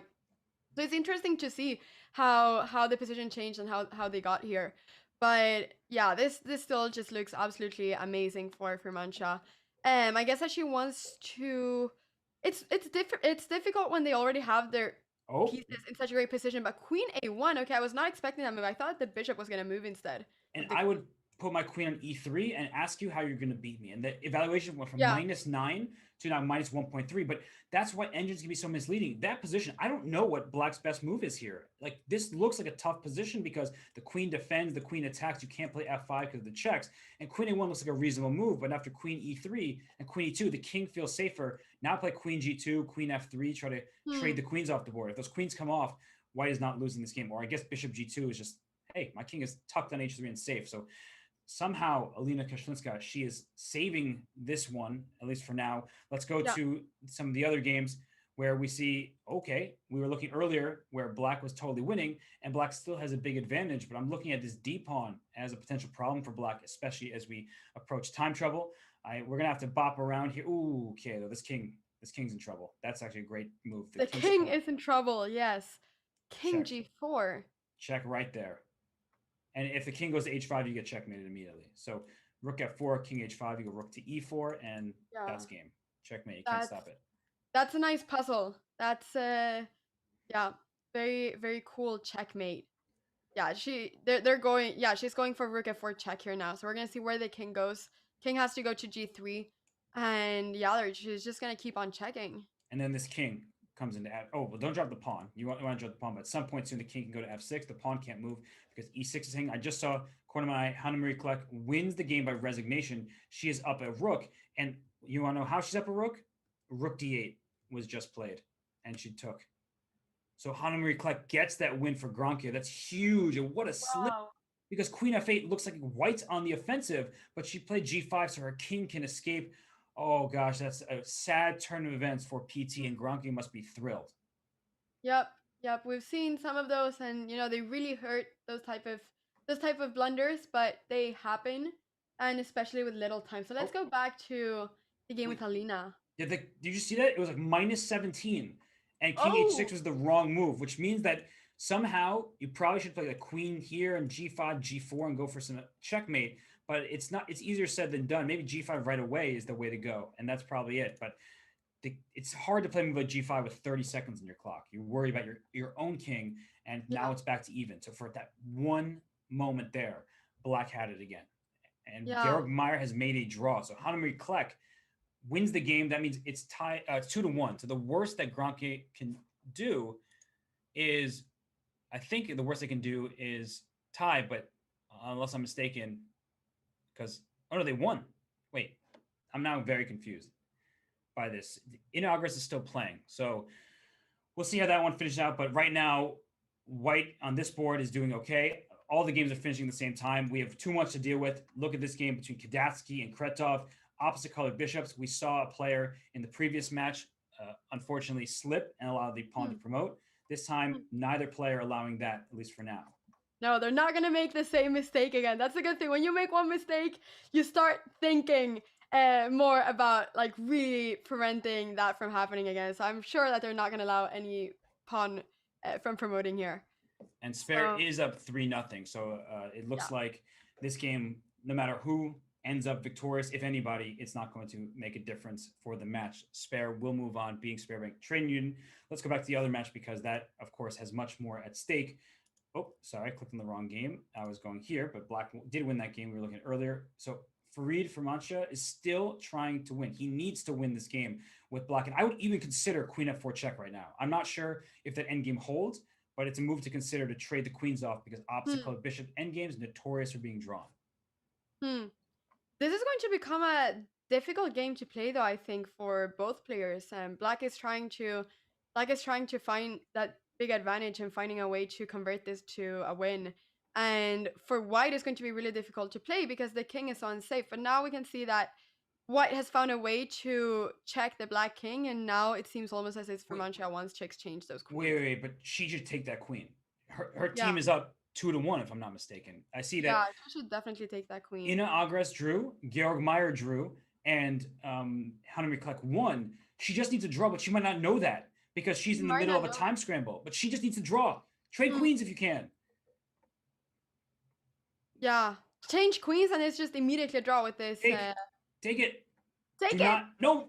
She's not doing it. She's playing like not for a win necessarily. Maybe she thinks that this is the easiest way to hold, but trading queens ensures that she makes a draw and her team moves on, and it looks like we'll get a repetition. So she gets away with the decision not to trade queens if the repetition is We happening. don't get a repetition. Wow. But it seems as if, yeah, there we go. There was nothing that Black could do to escape. So Hmm. Elena Kashlinskaya, she did not win her game. Hanna Marie Kleck did win for Gronke. They went 2.5, 1.5. But she might be the hero. If you just looked at the scorecard, you say, well, the player who won is the hero. Elena Kashlinskaya was completely busted according to the engine, but it was much more difficult than met the eye. It's like to find that win. It's like, where is it? We were looking. There was no clear way, but there was at that one moment. I don't even know what move it is. This game finished at 92 moves. Somewhere around these parts, maybe it was even actually earlier Yeah, than this. I got to find this moment where the king was going back up in h3 and h2. I guess g5. That's the move. there we have it. Giving up your h5 pawn because g3 is checkmate. The bishop and the queen line up on the square. If you don't do anything, g4 check will win. And if you trade and say, okay, I can't allow g4, that's too scary. Let me move my king back. A move like h4 should be good, but actually g4 is even stronger because your queen has to move and your queen cannot stay in line with the g3 pawn. Hard to see this with 30 seconds though. Very difficult to see it, especially because g5 really does change the whole dynamic of the position. Whenever you move a pawn in pretty much any position, it really does change how it really does change the whole position, the dynamic of it. So it's really hard to see that with 30 seconds, even though it was a very good tactical move. And yeah, I mean, I'm sure that perhaps she'll be a bit upset of not finding it, but that's just how it is sometimes with little time. Yeah, and he had a good game. He was playing well with the black pieces and queen b7 check, right? That's why you don't play a move like g5. You don't want this king to get checked too much, but that's only one check, and the king can escape on a dark square, and that's the end of your checks. And on Hmm. the other side, I'm going to check and go for a checkmate. So Yeah. Very difficult to analyze this though with the little time and to realize that there's no checks left in that position. But yes, because the fear is if you make this pawn push, immediately becomes a draw. And on the yeah, other hand, by the moves that he was playing with the black pieces, he was trying to keep the momentum, saying, okay, I'm going to keep this position. The status quo is good enough for me because I will be able to make progress later. Whereas if I allow an immediate perpetual check or some kind of queen trade, then I have no chances. But ultimately, it was a missed opportunity. PT does not win their match. It's not on International Master Francia here. It's a team effort. And PT, they just barely made it to the semifinals. Unfortunately, they're barely eliminated in this round. So we know our final two teams. We have our final two teams. This game, by the way, ended in a draw. Just for a reminder, everyone, it was a repetition. Our final two, we have Gronke Bank and Spare. So as you look at this, we know that Georg Meyer tops the lineup for Gronke Bank, Jan Napashi for Spare. So strong grandmasters on board one. I mean, strong is an understatement, but exceptional grandmasters on board one. And then IMs on board two. The lowest board is still well near 2,300. Anna, what do we expect? I think that anything can happen here. It's going to be such a close match and it's going to be so exciting to follow this final. I really cannot wait. It's going to be super exciting as well to follow this George Meyer versus Nepo game. It's going to be really, really, really amazing to follow such a high level chess game. George just drew versus Nepo won, so perhaps Nepo is feeling a bit more confident. But once again, anything can happen here, and they're both amazing rapid and blitz players. And if you're Jan, you just beat Anton Korbov, one of the world's top players. You're feeling good, like you said. And to remind everybody, there will be 2 games. So you play your first match, then there's a rubber match. Well, actually, that's not a rubber match, but there's a second match where it's 8 games total. So unlike the previous rounds where we've been best out of 4, it's best out of 8. Your team needs to score 4.5 points throughout the 2 rounds to win the match. So we are going to take a break, but before we do, just want to remind everybody, if you can, please click that panel, do donate if you're able. This event is to raise awareness, to raise money for charity, and for some great causes. And for FIDE, they are trying to do more for players with disabilities, for some of the elder players, for the veterans, and for chess and education. So it's very important if you can. We have received many generous donations to this point. Thank you so much for this, and we will be back shortly with more coverage of the FIDE World Corporate Chess Championship.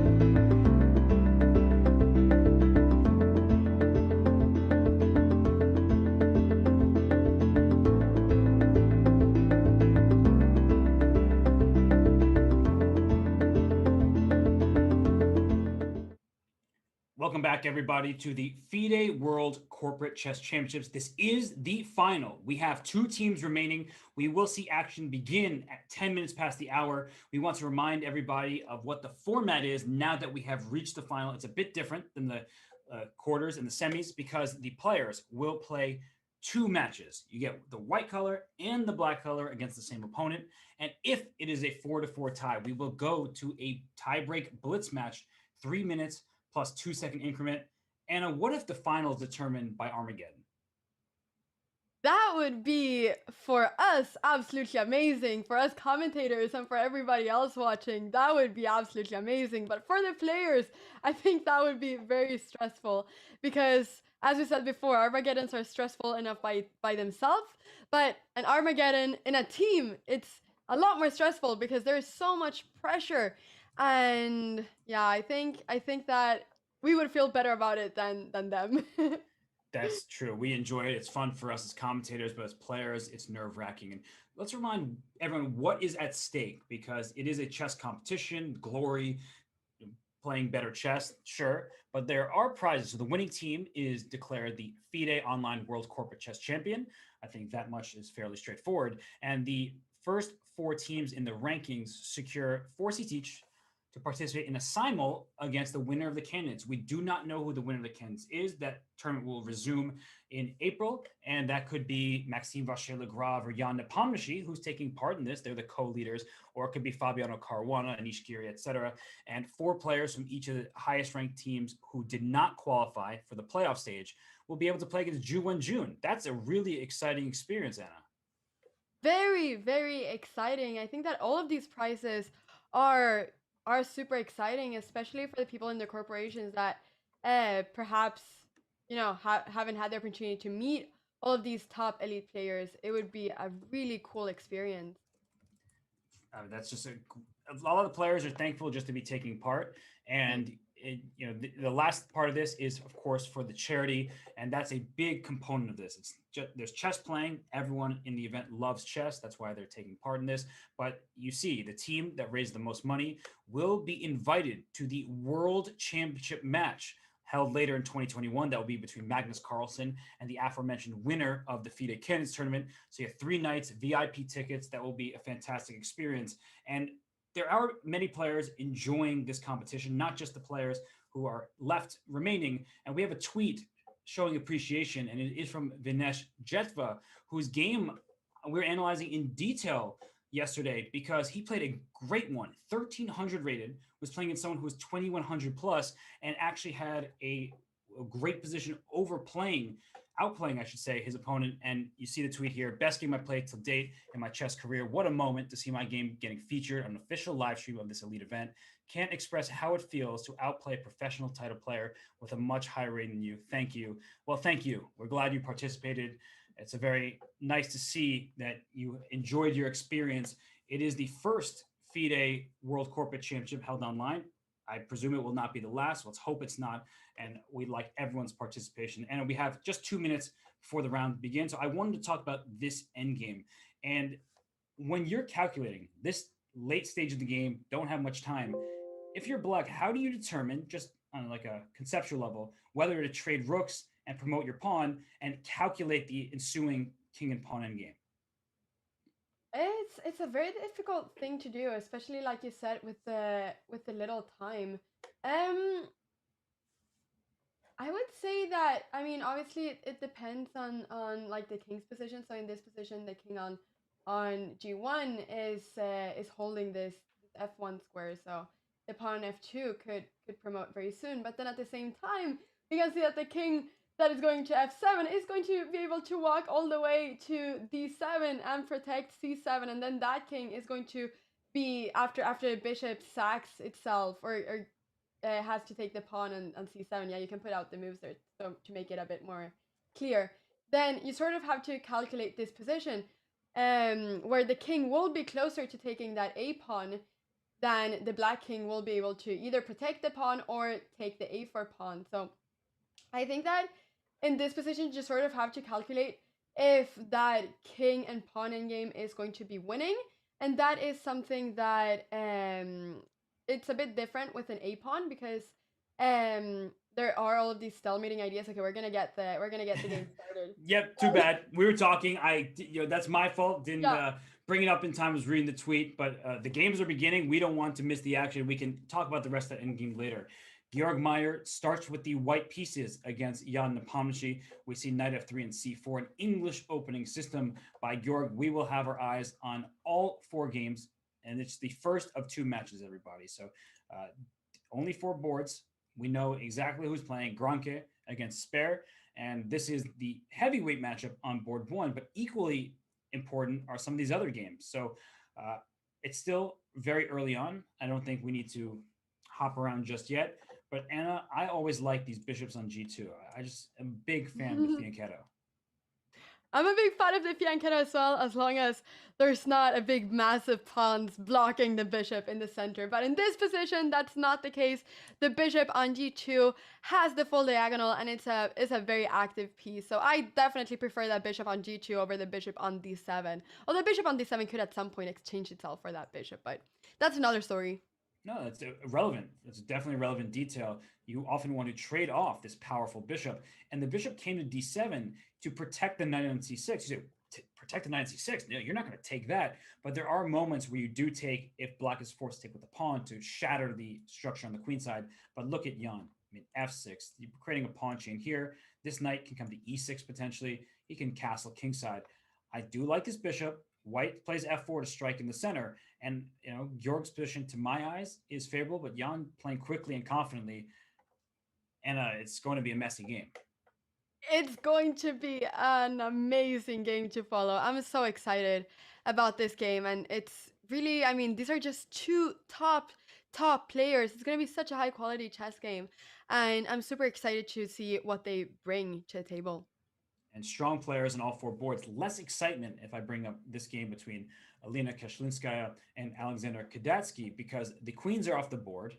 Nothing major has happened except for the queen trade and the move a6 played by Elena, allowing this bishop to take the knight, because those double pawns won't be here for very long once black takes in the center. So the bishop pair, we hear about that all the time. Isn't that just a good thing for black to have the bishop pair? Yes, it is. But even though the pawns will not remain doubled, they could be attacked. And oftentimes, white wants to put a knight on b3 and try to take over these dark squares on the king side. The pawns on a6 and c6 leave squares here available for white to try and take advantage of. Yeah, exactly.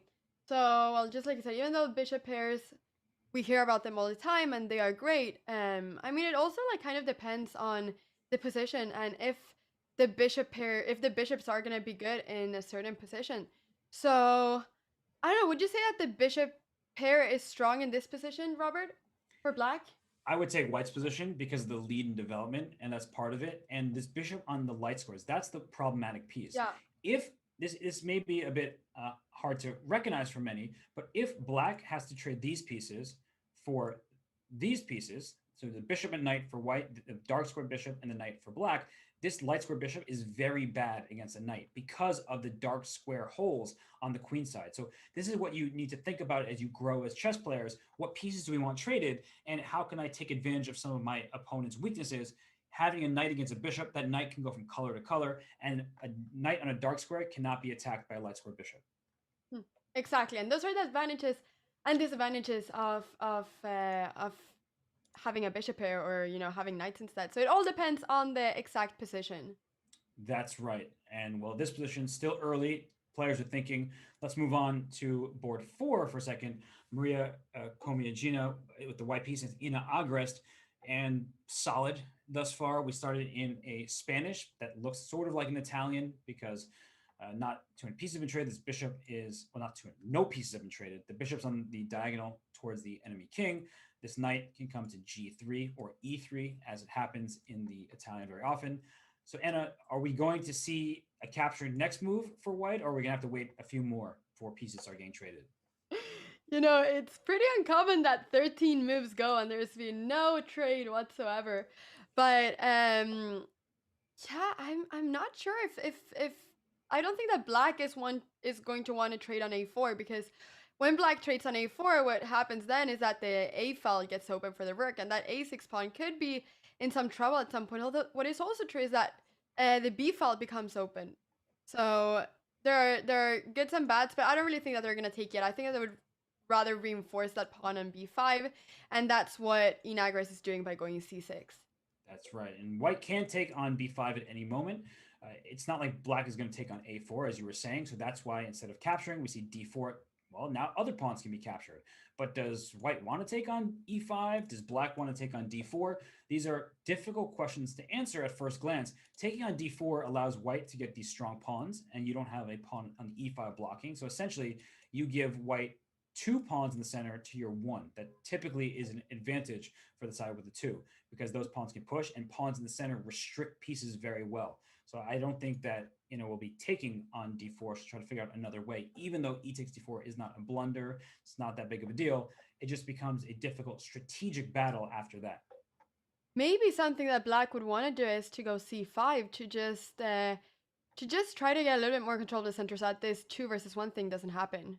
I like the idea of c5 for sure. She plays queen e7 first, and she's just keeping the status quo. I would jump my knight to g3, try to land that knight on f5, because even if it's captured, if I take with the e pawn, my rook wins the battle against your queen down the e line. So knight g3, standard move regardless of the position, but I think it has more punch right now with the follow-up being knight f5. I think that white's position is good. But let's move on to the one game we haven't checked out yet between Hanna-Marie Kleck, the sole victor for Gronka Bank in the previous round in the semifinals. She takes on Maxime Lavrov. And I have to admit, I really like white's position. This was the 4 knights game, and the bishop on d3 looks really good staring at the h7 square now that we're trading off this knight on f6. Yep, that knight on f6 is typically the big defender on this h7 checkmate, and we can see that bishop on d3 is pointing right at h7, and probably is going to be joined by the queen very soon as well.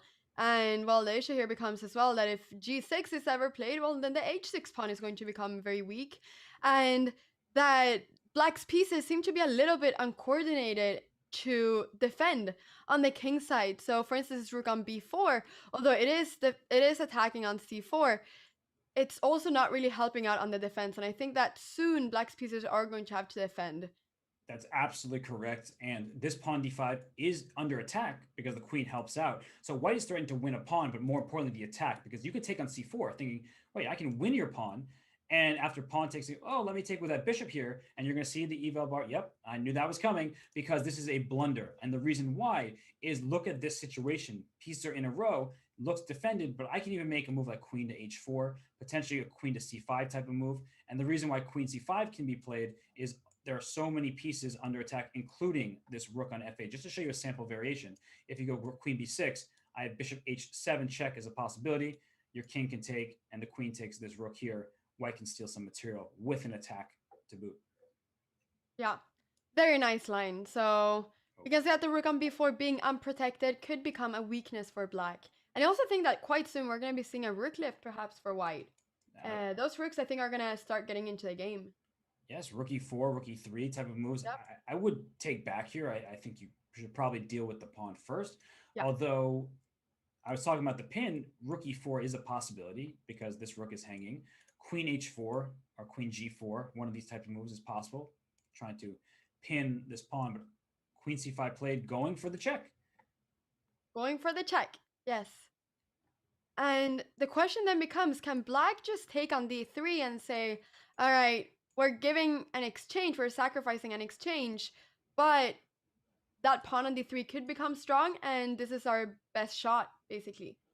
Yeah, it actually doesn't hate it. This advantageous for white, but we knew that going in. At least that gives good compensation, as the bishop will stay protecting it. I think that it's going to be a relatively easy game for white, not to win, but just to play going forward. You can blockade the pawn on a dark square, bring your other rook maybe into e7, so white has the upper hand, but it will not be an easy conversion. So the queen c5 is a very good move. I'm just looking at the other games to make sure we're not missing anything substantial. The game's still going on, some of them close positions. I'm going to quickly hop to this game. We'll come right back. I see a lot of trades. So white has the rooks on the e file, very good rooks, but bad pawns. So it's the eval bar says black is slightly better. I look at this, think that white has a pretty good initiative going on. Whose position would you take, whites or black? I would take whites from just the first glance. because it seems that white just has so active pieces. But I guess that the reason why they feel like black is a bit better, do you think it's because of white's pawn structure? It must be, but I think it's easier to blunder as black. Rook c7 falls into knight a6. You can't kick Yeah. my knight out of the c5 square. My rook's on the e file, hitting the c6 pawn. I think white's in no danger whatsoever right now. I would prefer the position. And if we trade the rooks, this is high level, but if you can visualize, say these rooks are gone, all four rooks, there could be an outside pass pawn situation that I can throw through. So that's later in the game. I want to go back to this game because the tactical moment was avoided. Rook b8 played, the very safe move, defending this rook so bishop h7 doesn't work. Pawn takes c4. I still prefer white's position thanks to this bishop. The bishop on a6 is not nearly as strong, but perhaps black is one move away, just one, from surviving this initiative. And maybe it could be rook to d8 or rook to e8, one of these rooks here. Yeah, very close, but perhaps they are close enough to be able to survive this. So yeah, it seems like it looked better before than what we have right now. But as you said, I think that white is a little bit better as well because of this bishop, and perhaps because, I don't know, if the rook goes to d8, for instance, and we see something like queen f5, I guess that the idea is then just to go g6, right? And that's the way of defending. You were right to point out when the queen is on h5, g6 was not possible, but you wait till the queen goes away. Now the pawn is not under attack. So it looks like you can parry the immediate threat. And I will just say at this moment here, it felt like the tactical ideas were working better than keeping the material equal. So I would have gone for pawn takes c4. I didn't calculate it all through, but it looked like a position where black would have had a difficult time trying to stave off all the threats. But queen f4 played. That gives up the c6 pawn. It also gives up the a7 pawn. So maybe it's the right choice. Yep. Henry Collect says, all right, I kept the tension alive. I didn't give up material. And now she can scoop off either pawn. I would take on a7. I like that pawn to capture.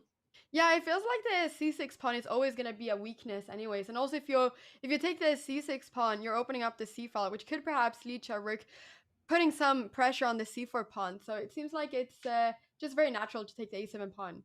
And she goes for the rook lift. Look at that. You mentioned the rook lift earlier. She had pawns. I'm not going for the pawns. I'm going for the king. And this pawn isn't going anywhere. This pawn won't be captured next because the bishop will go to b7. But that a7 pawn's a problem. And rook g4 looks pretty scary too.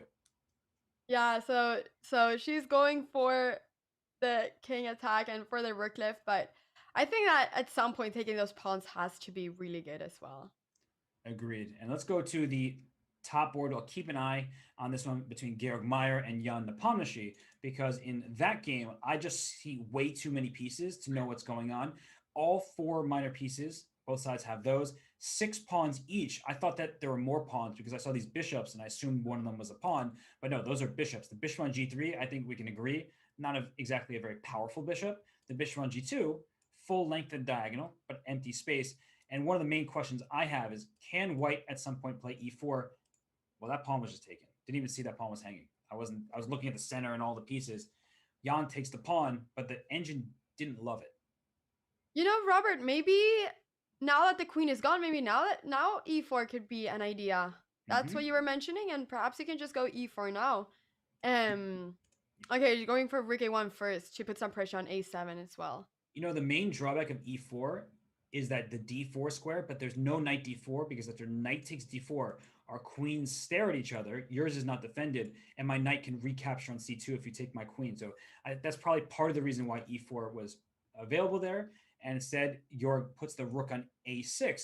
That rook darts over to the queen side, cements the pawn in place, attacks this knight on e6, keeping the queen tied down. And I don't see a plan for black. That's part of the problem. Bishop f7. What is this? I've never seen a configuration like this before. Very interesting. George just offered a draw right after rook a6, and Ian, by going bishop f7, declined that draw. I don't know, who thinks they're better. Maybe both sides just think it's interesting. There is a second match, right? So even if you lose a game now, your team can still come back. By the way, Elena Kashlinskaya and Alexander Kadetsky have drawn their game on board too. We thought that was pretty level. So knight d6 played by Georg. The c5 pawn's now under attack. The bishop is under attack. Pressure on f5. But then again, the evaluation bar says that wasn't the best move. Like, you had something better, but why is that not a good move? just the calm bishop g8. Look at that bit. I mean, this whole configuration of pieces is just so interesting how they're all kind of together on the king side, almost no pieces on the queen side. I haven't seen something like this, to be honest. No, and what the way I would define this position is headache inducing because I don't know what to do as there's too many pieces. I want to trade something. I feel like I need to be quick here if I'm white. And Yarrick says, I'm not going to be quick on play h3. I don't know the exact purpose of that move. It does give the king a square off the back rank, but this bishop on g3 remains a problem. So I think that Jan, if he's careful, he can have the upper hand here, but for now it's too crowded, the board. So I'm going to go to Ina Agrest's game. She's playing on board 4, so let's go there. She's taking on Maria Komegina. And speaking of rook lifts, if you take on e3 or now take on b6, there could be a rook lift at some point. But that Look at that. There we go. Rook a7. This rook can go to d6 to take the d file. Whose rooks are going to be better in this game, Anna?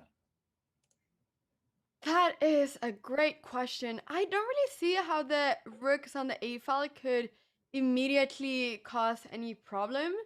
I mean, they are great on the a file, or they look great on the a file, but I'm not really sure where they're going, to be honest. Right, the f7 pawn, you can't attack it because this pawn c4 is such a annoying piece. Your bishop on c2 doesn't look very good, and one rook on d8, the other rook come to d6. This bishop can develop out here, and this knight on h4. Is it happy here? It wanted to go to f5, but if it does, black can just snap it off the board. So queen e2 play to get the queen safe, and I think rook to d6 makes sense. Try to land that rook on d2. Yep, I think that rook d2 is a much bigger threat than any rook in the a file could create anytime soon. But okay, she's going queen c5 instead. She's going queen c5 instead.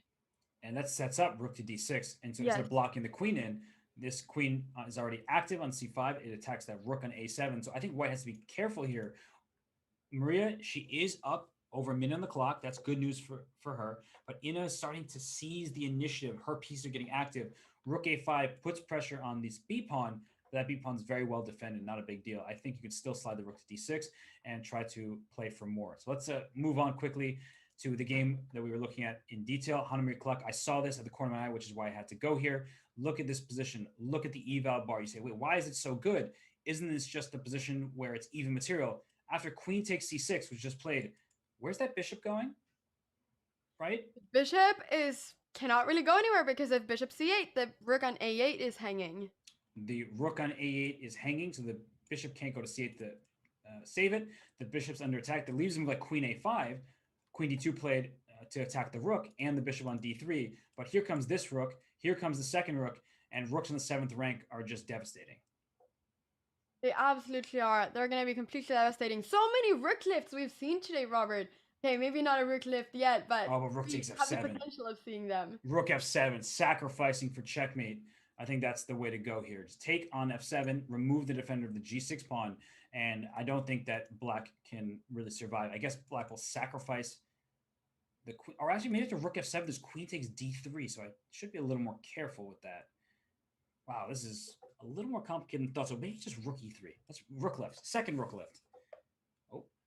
Maybe there was an opportunity after queen takes d3. I don't know if you could go queen e7, because then that 7th rank was really vulnerable, but I'm not sure. Perhaps there was a way of defending that. The engine justifies it. +6, even though you're down a piece for a couple pawns. So if rook takes f7 had to be the move. I kind of talked myself out of it, but rook b1, rook e8, and all of a sudden black's trying to fend off the attack and attack the queen instead, but queen d5 puts more pressure, and there's pressure in all directions.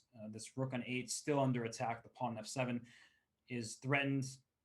No, this queen d5, queen c6 also good. Same idea as before.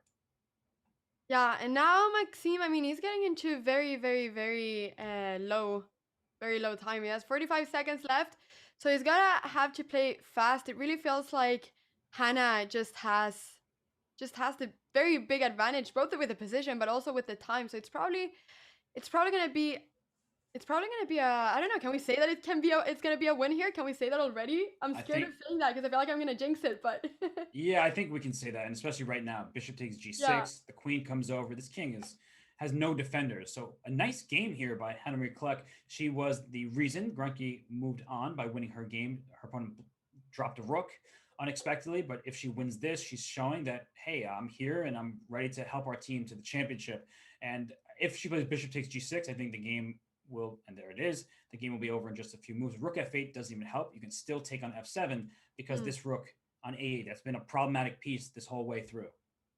Yeah, it definitely has. And we're finally seeing a sack and yeah, rook e1 now, but the king can just escape to h2. There's not really any big issue there.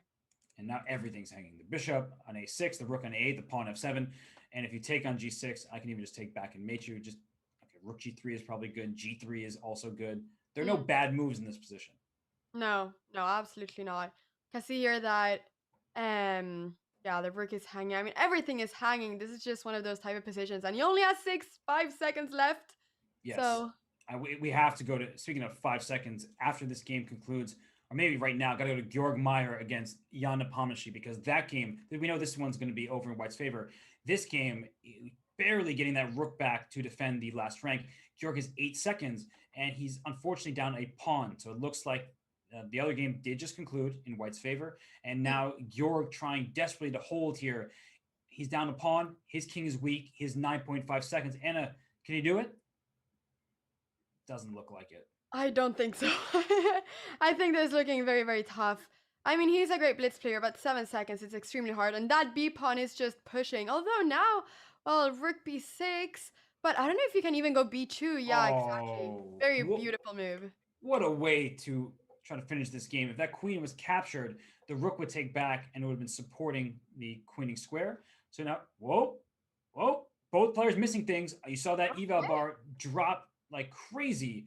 And that must mean, oh my gosh, could have taken on b2. The bishop was pinned. Oh, wow. Missed the chance there to take the pawn. And now rook b8 happens and you're in a losing position. And you're resigning, yeah. Wow. Just to show that everybody, what a sequence here. b2, if you take the queen, the rook replaces it. Can't stop me from promoting. The best you can do is sacrifice your queen for the new queen. And after what was played, b2, when the queen went to f5 here, queen c7, this pawn could be captured. The bishop is pinned. So missed opportunity. Let's go to the final game that's still going. The score is 1.5, 1.5. And this position, oh my gosh, it's wow. Final game with 1.5, 1.5. That's very exciting. All stakes are on this game. And, you know, they will, no matter what, get a second match. But you're right. Having the lead, taking control of the match, going to the second one, this looks promising for white at this point, but don't take this pawn too soon. There's g5 check, which would be a fork. Maybe e5. I would have tried to play for e5 there. Yeah, now the knight is stopping any e5 type of move. But she had g5. I understand with not that much time, playing any kind of pawn move can be worrisome, but look at the eval bar. Turning in black's favor all of a sudden. Maybe this rook will slide to a6 and use the open file. Absolutely, absolutely. They're both just trying to get there. And now g5. The h3 pawn that was hanging. And h3 pawn is hanging. She doesn't have much time though. Rook takes, but h3 is still hanging. And you don't want to drop that pawn. So no, she's defending it. But that's not a good move. I mean, you don't want it was you had to defend it, but it's not a move you want to play. And this rook is in. Rook g1, rook g3. Anybody? Very nice. Bring that rook up. Rook g1 now.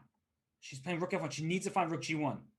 She's not finding rook g1. Are they going to go back and forth? Oh my gosh, she's position. And that's a huge shame for Ina Agra. She actually had the upper hand here. She didn't have much time, and you get nervous. You're playing for your team. But when this rook comes to g1 and to g3, down goes h3. It attacks the pawn c3, and black is probably already winning objectively at this point. You see the evaluation showing in black's favor, and you can't really blame her. She doesn't want to lose the game. That would be the worst thing. She played well with the black pieces. In the next set of games, she gets the white pieces. So maybe she's drawing with black, you know, as a result for the team. That's a good thing.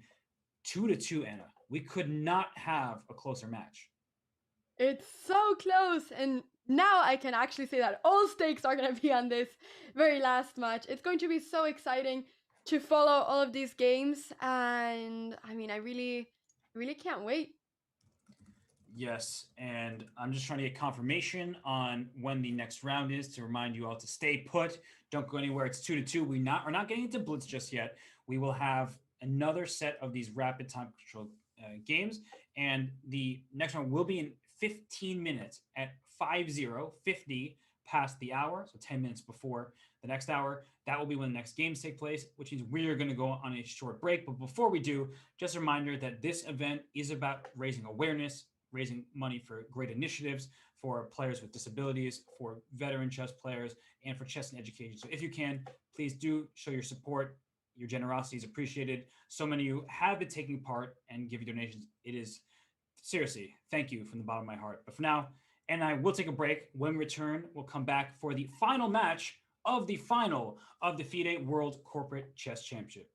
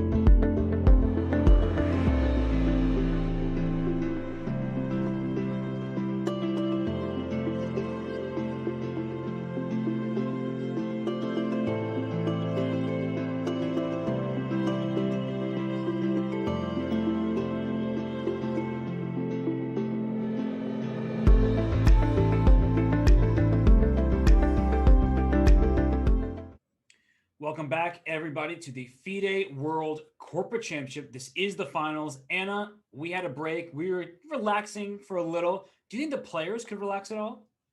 I think that they're nervous. This finished up in 2-2, so everything is set for this very last match.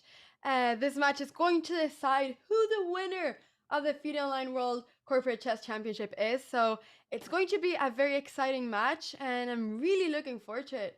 What would you have done if you have a break between matches? Would you prepare at all, or would you just try to erase chess from your mind for a few minutes, take a breath of fresh air, just like go to the window, maybe just eat something? How do you approach this? Preparation or relaxation? I would say relaxation. I mean, I know that I get nervous, so I would probably have ended up preparing something anyway. It's sort of like with an exam, you just, you know that you should not be studying 5 minutes before the test when you're walking into a room, but you end up doing it anyway. But I think that really the best thing is just to relax, take something to eat, maybe bring a glass of water, get some air, whatever it is that makes you relax, because then that will really just set you in the mood for the game, I think. For sure. And we'll remind everybody of how we got here, which teams are remaining. It is Gronke Bank taking on Spare in the finals. You see half because they split the first match. It's 2-2 of the four games. Gronke defeated Anahuac and also PT in that. Oh, that was a tough finish for PT. And on the other side of things, Spare defeats ERG and then beats Spare Bank Trade Union, which was led by Anton Korbov, another super grandmaster. So Spare with Jan Napashi on the top board, Gronke, Georg Meyer. But honestly, this has been about some of the other boards, and that's what happens in team events. It's not just the super grandmaster at the top. No, Hannemarie Kleck has had a great showing. She won in the semifinals. She just won the first game of the finals. So she's been the MVP for Gronke. Absolutely, absolutely. So really, you cannot just look at one board and decide from that board, who's the strongest player, that's the team that's going to win. No, this is a team championship and it's all about the four boards. So, Robert, do you have any prediction or sort of do you know who you think that's going to win, or how are you feeling about this last match? Yeah, I have a prediction for you. Chess is going to be played. That's my prediction. And we see the Gronke team on screen here. And for those of you wondering, every single team gets one free agent. And Grandmaster Georg Meyer, the number one player for this team, he works at Gronke. So he is not the free agent. A lot of the teams with Grandmasters, that's the free agent. But no, here it's Elena Kashlinskaya, who was brought in at the rating 2494. You're only allowed one player over 2500. So they chose her at 2494. She's very experienced, very well prepared, super strong, is a great person as well. So I think she's proven to be a fantastic addition to this team. And for Georg and the crew, one match, 4 games remain, and the games are starting. Jan Nepomuchy gets the white pieces against Georg Meyer. He did beat Georg. He's beaten Anton Korbov before that. So he has proven that he is an elite player, and he's doing the best he can for Spare. Absolutely. We're seeing here the game starting. They've switched the board, so now Ian is playing with the white pieces. So we're gonna see some new openings and new repertoires. But I feel like we've seen a lot of bishops on G2 this championship, or at least today. Feels like almost every bishop has gone to G2, and there's been a lot of fianchettos. So we're seeing another one in this game with G3, bishop G2. Yeah, this bishop came to G2, the long diagonal, the bishop on C8 will not be quite as strong. And the queens are traded. That does not mean it's just equal or boring.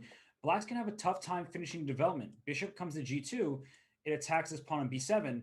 And black can castle queenside, but sometimes you castle queenside without queens on the board, and there still is a potential attack. White has an extra pawn on the queen side. So after bishop G2, you can think about A4, pushing some pawns up the board. And if the king goes to C8, perhaps the black king will find safety, but it won't be that easy.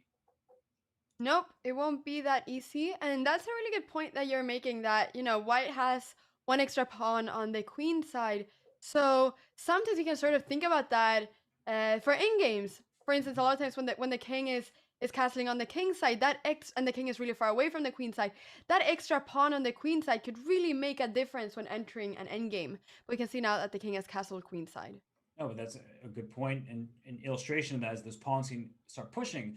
And you would say black should have the advantage. Oops, I didn't mean to take the pawn. Black should have an advantage because of the pawn on e6, and that's a pawn in the center. But the problem is creating a pass pawn for black is much more difficult in these endgames because the king is closer to the center. You want to keep the king close to the center of the endgame. So a4 is played by Jan. He also has ideas of knight b5, bishop f4, and if you're not careful for Georg, you could find your king falling victim to an attack. So let's keep on going. Let's go to board 2. Elena Kashlinskaya is taking on FIDE master Alexander Kadetsky. And, well, she is just locked into the screen here. That's what happens when you're playing chess. At first, you're, oh, this is the best camera angle for me. You forget that you're on camera because you're so focused on the board, on the play. And, Anna, we have another fianchetto, but we have matching fianchettos on opposite side of the board. So whose king is going to be under attack? My opinion, looks like white has the safe for the two kings. But what do you think? I think that I think I agree with you. I kind of feel like White's attack on the Black King could be quite quick. Like just just going something like I don't know f3 g4 h4. All of that is happening very quickly, and I can't really see exactly how Black is going to attack the White King yet because something like I mean b5 b4 we're not really lead to anything. So I guess then b5 a5, but then the b5 pawn is going to be hanging. So it seems like it's going to take quite a long time for Black to attack the White King. You just illustrate that very well. And the hero is the f3 pawn. Because there are more pawns for white where you're trying to attack, black doesn't have a pawn on c6 so that you can then play a5. So this pawn on f3 defends the center and also helps these pawns go forward. So black's quote-unquote attack not really picking up steam anytime soon. And I think this can be extremely dangerous. And Elena also is well ahead in the clock, nearly 2 minutes at this point, and her plan to push forward, as you said, more straightforward. And it's not going to be simple as let's go get a checkmate because I pushed my pawns up. Black can defend. It just feels easier to play at this point for Elena. Yeah, I totally agree. I totally agree. So it's going to be exciting to see what happens in this game. We will keep an eye on it. Let's go to the board 3. Keep on going down the lineup. We have Hanna-Marie Kleck with the black pieces, so far winning her games for Granka Bank. And you have Maxim Lavrov with the white piece, international master. And look at this position. This knight on d4, pawn on d5 say, let me take advantage of the c6 square. But black often can say, I'll put my bishop on d7, or I'll put my bishop on b7 to attack your pawn at some point. And this pawn on d5 can actually be overextended. So I think white wants to play f4 to get the knight into c6. But what he's quickly recognizing is that after f4, while that looks good, I'm attacking the knight, black can throw in a shot against the queen. Your queen has only one safe square to go to, queen to d2. And now my knight comes in with tempo, so you don't get knight c6 winning a piece. That's what you want, is if this knight goes to d7, you get knight c6. That ends the game in white's favor. But because you throw in bishop to g4, you can play knight c4, and then you get some time to regroup. Yep. Very, very good point. That bishop g4 was a very nice move, but it was not played by Hannah. Instead, she played c5 in this position. What a move. c5 would never even consider it. She nope, can still that's play... just giving a pawn, but... It's filling the square. That's her idea. She's filling the square so the knight can't go here. And I guess her claim, Anna, is she'll get that pawn back later. And it's justified according to the engine. She is better according to the computer. Very cool move that really, I mean, yeah, I did not think about that move at all. But yeah, wow, that's such a cool move. So I guess that now maybe she can go for the same idea as you said before with bishop g4, just to, you know, develop her pieces immediately and get that rook to c8 or queen to c7 to attack that pawn. She's going for knight g4 instead. But now the evaluation that's starting to go up and up for white. The extra pawn, I guess, is going to feel safe. If this knight can land on d5, black's position is in trouble. So I would look for that. I know that if this queen lands on h4 for black, all of a sudden there's some counterplay. So maybe like a d5, bishop c5, queen h4. That's the kind of quick moves you need for black in a position like this where you're down material. Yep, but it might take a while. That's the issue. I'm not really sure where this knight is going now. If let's say, for instance, h3 is the knight, then the idea just to go back to f6. Well, now you can't, but okay, queen b6. This makes sense. If you get a turn, you can pile up on this knight on d4. So Mm. h3, while it may try to win this knight on g4, your knight on d4 is also falling victim to an attack. So actually, it was much trickier because knight c3 was the move I said, and yet bishop f6 played, and the eval bar goes down. So I don't know what white possibly missed there.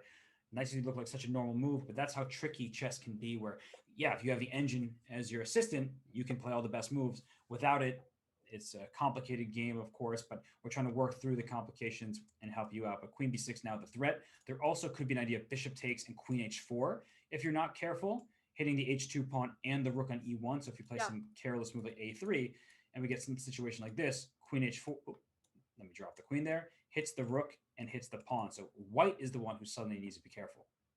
Yeah, no, you have to be very careful in these type of situations. There are many tactics, and yeah, some ideas like queen b6 could also be perhaps played, but she's going for h3 now, or he's going for h3 now, Maxim. I think you have to play queen b. You're not Yeah, putting your knight back on h6. That looks bad. Queen b6 played. There's no easy way to defend this knight because you don't want to bring your knight back to e2 like this. You can probably get away with it, and actually it's what's played. But black, instead of going to h6, can go knight back to e5 thanks to tactics. You take my knight. Oh, it's a knight for a pawn. Well, I'll do the same thing right back to you. I will eventually win your pawn on c6, and you see the eval bar says zeros because, of course, it's always zeros in chess. that's actually really cool. It feels like white has played very natural moves, but still, now the eval bar is not really thinking that white is as has the great position that they said that they had before. So it's really interesting how Hannah played this, I think. Yes, very like active chess, right? Just throwing Mm, the pieces forward, playing c5, which all right, the engine says not the best. She'll review the game after and figure out where she could have improved, but this was a very enterprising style. And now after 95, one more move, I take this pawn. And as we were discussing, you take, I yeah. take. Bishops love open space, and this king on g1 could find itself in trouble, especially if this pawn is taken and the bishop gets to b7. That's a very long diagonal to work with. So let's go to board 4.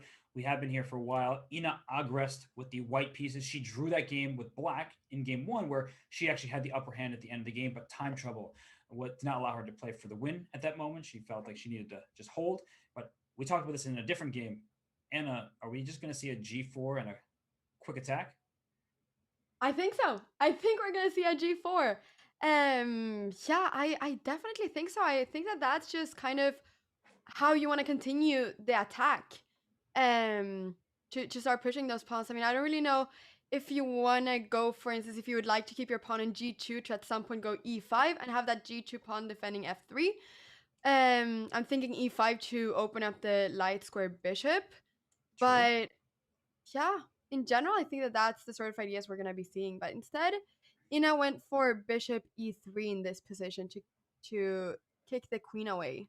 I think she doesn't want to concern herself with a5, and now the queen and bishop line up on the b5 pawn, so a5 not possible. She's playing maybe a bit reserved at the moment. Her pieces are still better, but if you're not careful and you just say, "Oh, I'm solid, I don't need to do anything," black plays d5, starts opening up the board for her pieces, and then black could try to take advantage of it. So I think that bishop d2, okay, I see the point. Don't play rook d8. You lose the rook thanks to bishop a5. Knight Yep. a5 is another thing to consider. I like this. It may be quieter than I would have played had I had the white pieces going for g4, but she's not committing herself to anything. And if d5, now she can play e5. You mentioned this idea. This would be a dream come true for the bishop on d3. Yep, absolutely. A bishop on d3 is not really doing a lot right now. Of course, it's defending c2, but it's uh it's almost like a big pawn. That's typically what you say when there's a pawn right in front of the bishop. It sort of becomes like a pawn itself. So to give that bishop some life, that would be a dream come true. But I kind of like the fact that she's trying to position her pieces in a good way, and she's not really making any big decisions with her pawns yet. And e5 played to emphasize what Anna just said, that bishop on d3 is not going anywhere. And you can still play g4. This might be the moment to do so. Another idea is say rook c1 and c4 because your king is actually quite safe on b1 and you can improve your bishop and also open up the queen side. But you're looking at d5 as well. That's kind of a scary move to see. So g4 either taking on h5 or pushing through the g5, and there it is. plays it. She times it well. Her advantage is still there according to the engine, but I think both players recognizing it's not. You're not thinking in terms of numbers. You think, well, is this king going to be safe? Because if the answer is no, white will just win the game. And if black can find out a way to just keep safe for the time being, maybe she'll be able to counter on the queen side. But Anna, I'm looking at the game between Georg and Jan. That one's really deep into the end game where Jan just played the move rook lift, rook a4. And on one hand, this pawn a5 could be seen as a weakness. If in a king and pawn endgame, you can go win it. But for now, it could be seen as a strength because maybe rook b4, rook b6, and use that pawn to help plant the rook on b6. Exactly, yeah. And if that pawn is not lost, then that pawn is also, that one single pawn on a5 could be stopping the movement of both the b7 pawn and the a6 pawn. So that one pawn is controlling those two pawns. So in general, as long as that pawn is not lost, it is a very strong pawn. And if you can reinforce that pawn with b4, for instance, I think that's definitely a good pawn. So yeah, I was just going to say, look at the knights here. The knight on e6 is actually a good defender. The knight on e4 is an aggressor. And white's pawns are kind of perfectly placed. The c3 pawn takes away d4. The g3 pawn takes away f4. The h4 pawn takes away g5. The knight has nowhere to improve, at least not from this position. Whereas the knight on e4 maybe doesn't have anywhere to improve to, but it looks strong here in the center. Definitely, and if that knight on e6 ever moves, there's going to be a knight c5 coming in, and that could perhaps be very strong as well. But now instead, Ian is going for rook b4 to put some pressure on b7, and just like you said, perhaps he wants to put his rook on b6, because there the rook would be very strong and would also be putting pressure onto b7. I think Georg has to get passive now. You don't want to. It's an end game. You just can't afford to drop pawns or allow this knight to infiltrate more. You mentioned the c5 square. I would love to get there. But knight d8, maybe you just have to say, I don't like it, but I'll go knight d8, maybe king to c7 or c8, defend this pawn. And king c7, rook to b6. I'm already attacking your knight, so you have to move regardless. And the knight probably will end up on this d8 square. Sorry, doesn't look fun. I don't like it. It's defensive, and white is taking control over most of the action. But I think Georg has to do it, has to do it quickly. Look at the time. He's 2 minutes and 40 seconds to Jan's 5 minutes and 40 seconds. The thing is that it's always easier to attack than to defend, I think. And that can also be seen in the time in the time that if you are defending, it's not as fun, and you're probably going to perhaps think a little bit more. If you're attacking, the moves just come very natural to you. Well, speaking of attacking and defending, I need to switch games right now because I just saw the move played here between Hanamir Klek and Maxim Lavrov. The move was knight e6, and that knight gets up in there, hitting the rook. The pawn can't take on e6 because the rook on f8 is hanging, and you're also hitting the pawn f7 3 times. All of your firepower aimed towards that black king, and rook e4 played tricky move, but there's got to be a mate. Probably just rook takes f7. Trying to go rook f8. It's mate. There's nothing you can do about it. There's nothing you can do about it. It's just checkmate. There it played. And no matter what you do, you can move the rook anywhere. If you take on f7, the queen replaces the rook and then goes to f8. You're getting checkmate on f8. You see mate in 2 moves. Unstoppable. Unstoppable. Absolutely unstoppable. And this happened so quickly. I mean, in this position, black was the one. We mentioned this idea. That looks really good. And then queen h6. All right. Oh, the rook's e7, rook c4. Rook f1, and just not sensing the danger of this knight coming here, and play bishop c6. Maybe bishop c8 is necessary, something like that, but knight e6, that's a winning position now for white and for Team Spare. What a nice move, that knight d6. It's just one of those tactics that if you haven't seen it, it really just completely surprises you because you really were not expecting that in that position. And that was a very, very nice find by Maxim Lavrov. Agreed. And let's go. Well, this game is about to end. If they conclude soon, we'll show the final position. The game between Elena Kashlinskaya and Alexander Kadetsky. You said attacking is easier than defending. How about this? There's a knight on f5. White is down a piece. It was a sacrifice to get here. Just a couple moves ago. Queen e7, knight takes h5, pawn takes knight f5. You told us about the Garry Kasparov quote, right? Knight's in f5. It's like almost a win, guaranteed, and that knight can't be kicked out. h5's under attack. h6, e7, d6. Where does this queen even go? f8, that feels like a sad move to play. It's not where it wants to be, and now after queen takes h5, there's some extra pressure being put on that bishop. And I think that now it's time for the rook lift. The famous rook lift, rook f4, rook g4. Oh, yes, because you can even take on e5, bring your rook to. This is just powering through, crushing. And looks like Elena Kashlinskaya, the free agent for Gronka Bank. This is a winning position. She knows it. I'm sure that Kadetsky knows it well. He's hoping that somehow he can weasel his way out of this. It just, the knight can't move. The knight moves, the bishop is hanging. There's a knight on f5. Yep, the Rook knight is f4. pinned. Yeah. No, Anna, this is brilliant. Rook f4, there we have it. You called for it. The players said, I simply must. And this is happening before you know it. This king has nowhere to go. Yeah. Now this seems to just be completely crushing. Very, very, very nice game by Elena here. Instructive play, and rook e8. You can even take on d6. I probably would not take that pawn. Doesn't feel necessary. Rook g4. We've been mentioning this idea. Oh, wait, you take the knight, but then I can take on g7, and your queen is trapped. So the best you can do is give up that queen for the bishop, and this knight on g4 is also under attack. Your king is going to remain unsafe, and you see the eval bar. Completely winning for white. So I'm just going to, out of the corner of my eye, look at the other two games. It looks like the end game still going on between Georg and Jan. The game between Ina Agrest, still plenty of life in that. So let's see if Elena can land the knockout. That's what I want to see. Is she going to play rook to g4? Is she just going to take on d6 now that the rook moved out the way? What do you think she does? Taking on d6 seems kind of good because obviously it's a pawn and you're activating another piece, you're activating your other rook. But I also feel like, yeah, she's going for rook g4. I just felt like that pawn on d6 was really stopping the queen from having any movement. So it's very pretty that after knight takes g4, there's bishop takes g7 and the queen is trapped.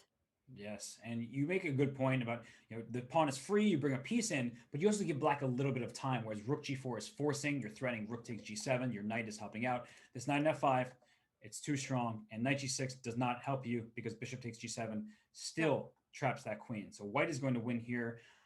I think Very nice. Elena will even up the match because Spare won with Maxim Lavrov. And let's go to another game because we know the results that's going to happen here. Let's go to Ina Agrest game. We haven't checked in a while against Maria Komiagina, where it says zeros. Every time we tune into a position, it says zeros. We're like, why is this completely equal? It's not. There's plenty of life left. Even on the clock, though, both players at a minute 50 about. Would you take white or black, ignoring the evaluation bar for a second? That is a very good question. I kind of like that black has the idea of going a5, a4, and that they can push that a pawn. I feel like white's attack on the king side has sort of stagnated here, and it has sort of stopped. So, in that regard, I like it. I'm not really sure where this bishop is gonna go now. That's what I'm trying to figure out.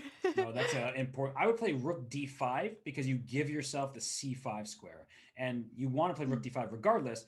You think, I can't do it, I'll lose my bishop, but the rook d5 move would have saved it. Although now that might be a pawn worth capturing. That's Yep. There's a pro. e4. That e4 pawn seems to be a very important pawn in this game. Also because that e5 pawn, could become a very, very, very strong passed pawn in the endgame. Although free pawns can be deceiving. You take the pawn and then you allow these rooks to come in and then attack your pawn. The e5 pawn is more important to the defense of black's king. And we did see a victory by Elena Kashlinskaya. No surprise there. She had won her opponent's queen. And in this game, rook e2 played. I feel like white has a clear plan now. So even though you're down material, at least your next few moves, your next idea is more obvious. And queen g4 played. Don't take on e5. You drop a rook here. Can you just play rook e1 and try to pile up? Yep. And I mean that e5 pawn, okay, you're going rook d2 instead, so you're not really going for the e5 pawn. Instead of trying to double up on the d file. Bishop f8. That's a good move. That's a really good move, trying to play bishop g7. You can't play e4 if the bishop comes to d4 and the queen comes to f6. You get checkmated, but if your bishop comes to g7, that helps your king preemptively. Yep. No, I really like that move as well. Queen e6 now. The queen is leaving g4. Do you think that, you shouldn't really go e4 just yet, right? e4 is too early here. I wouldn't rush that move. And we're going to just go between both games. There's only 2 games left. It decides who is the FIDE World Corporate Champion. Actually, the other game just finished in a draw. I was about to bring us there. I'll show the Wow. board really quickly. That game finished as a draw. So Georg Meyer putting up amazing defense. His position did look worse, but his rook got very active and just went around, and they repeated moves here. They agreed to a draw, but you see the engine evaluation 0. Black can't move this knight or this king, the b7 pawn, and all of white's pawns are defended for now. So a draw was agreed. Let's go back to the only game remaining, and it is an even match. So let's switch here.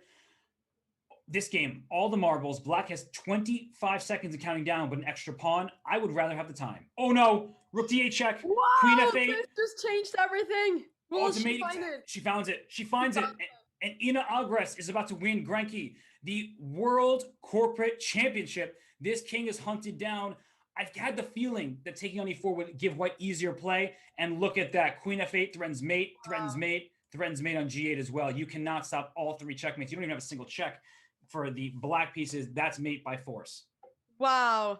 Once again, what a way to finish a game. We were saying that, this was going to be a long game where black would have to try to convert this into a win, being a pawn up, but this just ended immediately after this one move, which was not, super easy to see immediately, but there's just this checkmate. And look at the players. Look at them. They're so happy. They're smiling. They're all really good friends. And Elena there smiling, joining them as the free agent. That's a wonderful achievement because they had their backs against the wall. It was 2-2 after the first match. In this match, Georg was being pressured by Jan Napashi. You see them talking. They're, of course, on a Zoom call. These were fair play measures to make sure that the arbiters could see all the players, see their screens and everything to uphold fair play. But look at them. It's what I love to see. It's just pure joy. They just played an epic final match. And look at them. All across those 4 faces, just smiles all around.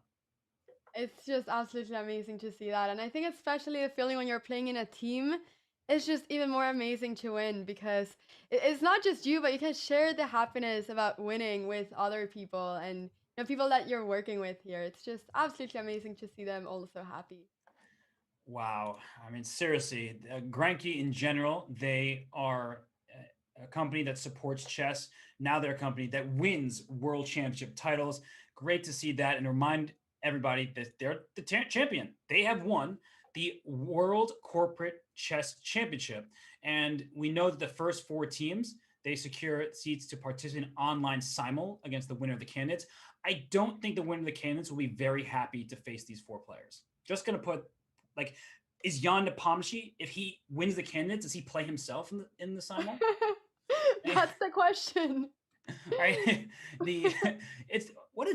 What kind of agreement is this? I feel bad for the win of the candidates. Maybe the players don't want to win the candidates anymore. You want to play Magnus for the world championship, but how can you play these people in a simul? That's impossible. That is just cruel, frankly. And so they get the title, and you see that the team that raised the most money for charity throughout the competition is invited to the world championship. So it's really great to see this tournament come to a conclusion. It was a big fight. We saw the smiles. They were ecstatic as Granka Bank beats Spare.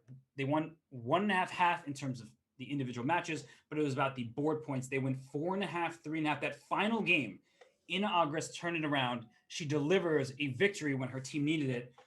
Anna, that was just awesome. That was awesome. These games were so incredibly exciting. And just like you mentioned before, it's not just about, board number 1, but it's about all the other boards. And here we can see that Ina Agres really brought the win to the team here at the end, which was just absolutely amazing. These games, I mean, they could not have been more exciting. We've seen so many tactics. We've seen so many beautiful games. And all of them have ended very quickly after some nice tactical variation. So it's been an absolute honor to be able to commentate this with you, Robert. Just like always. And yeah, I really hope that this is not the last FIDE Online World Corporate Chess Championship that they do.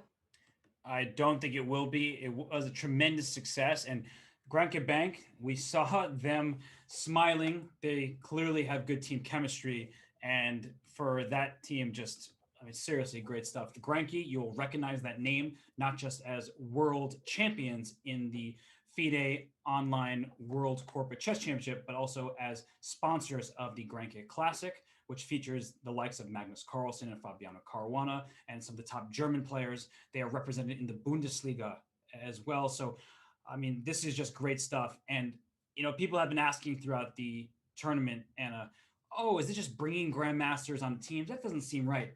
No, the grandmaster works at Grenke. Georg Meyer, the top board for this team, he works at Grenke. So do two of the other very strong players. It was just Elena Kashlinskaya that brought on. That worked to their advantage. She's the free agent. She's under that 2,500 threshold. You could have only one player above. She won the final game. We saw that attack with the knight in f5. So Anna, clearly good team chemistry, good choices on whom to bring onto the squad. Can't congratulate them enough. No, absolutely. Big congrats to Grenke Bank for this. Absolutely amazing. And just to see that chemistry at the end, to see everybody smiling and being so happy, it was a beautiful moment. So can't congratulate them enough either. I'm happy for them. I was not rooting for either team, but you saw their just joy, and that's always good to see. It feels bad for Spare. They had a great showing. Napashi led the way, and I guess that half point that he at the end where he let Georg Meyer off the hook. Not that he was ever winning, but he was just applying the pressure. Couldn't quite make the breakthrough. Georg is a very good defender, and there is pressure on players when you're that highly rated to win every single game. I think Jan can hold his head high. The whole team can, because they just met their match in Grenke. So through and through, that Spare team, they beat a very strong Spare Bank trade union in the semifinals, led by Anton Korbov. I think that there could only be one champion, but both teams looked equally deserving. Grenke gets on top. Anna, it's been a lot of fun covering the final with you. That was exciting. We saw some scrambles. We saw a checkmate in the first set of quarterfinal matches. We had a blitz tiebreak. It came down to the very last game. It can't get better than that. It can't get better than that. I completely agree with you. It was so close all the time. There weren't really any big 4-0s or stuff like that. Everything was super close all the time. And yeah, I mean, super exciting match. And the fact that it was all down to the very last match just made it even better. We've been so me and Robert, we've been so excited every single match, and we've been having to recover during the breaks just because the match has been so exciting. So we couldn't have asked for anything else. That's right. And before we leave, I would be remiss not to thank FIDE for organizing this event, for chess.com for being a partner and putting on the event, hosting all the games, all the arbiters who worked tirelessly to make sure that fair play standards were upheld, to make sure the event ran as smoothly as possible, the rounds beginning on time, to everyone behind the scenes putting in these late hours.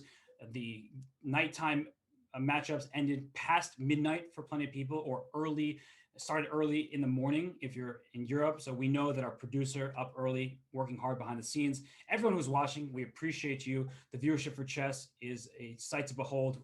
It's great to see the numbers increase as more people get involved. And finally, to the players, this event was not possible without them. Grenke Bank, the champions, but so many teams deserve our praise and applause. And Anna, again, I really appreciate you joining me, and everybody who was able to donate. Thank you so much for your generosity, for helping these initiatives, for FIDE, for players with disabilities, for veteran players, and for Education Chess. On that note, it's time to sign off. Anna, again, appreciate you. We'll be commenting again soon, I'm sure. And it was an absolute blast. Yeah, definitely. Thank you once again for everybody who organized this event and everybody behind the scenes, and everybody watching, all of the players. It's been an honor to be able to be here the very last day and to commentate with you the finals. And yeah, I'm sure they'll be commentating more stuff in the future, Robert. Maybe even another corporate championship. But for now, this one's in the books. It is the first one. Grenke Bank, the champions. Everybody, enjoy the rest of your day. Keep having fun with chess.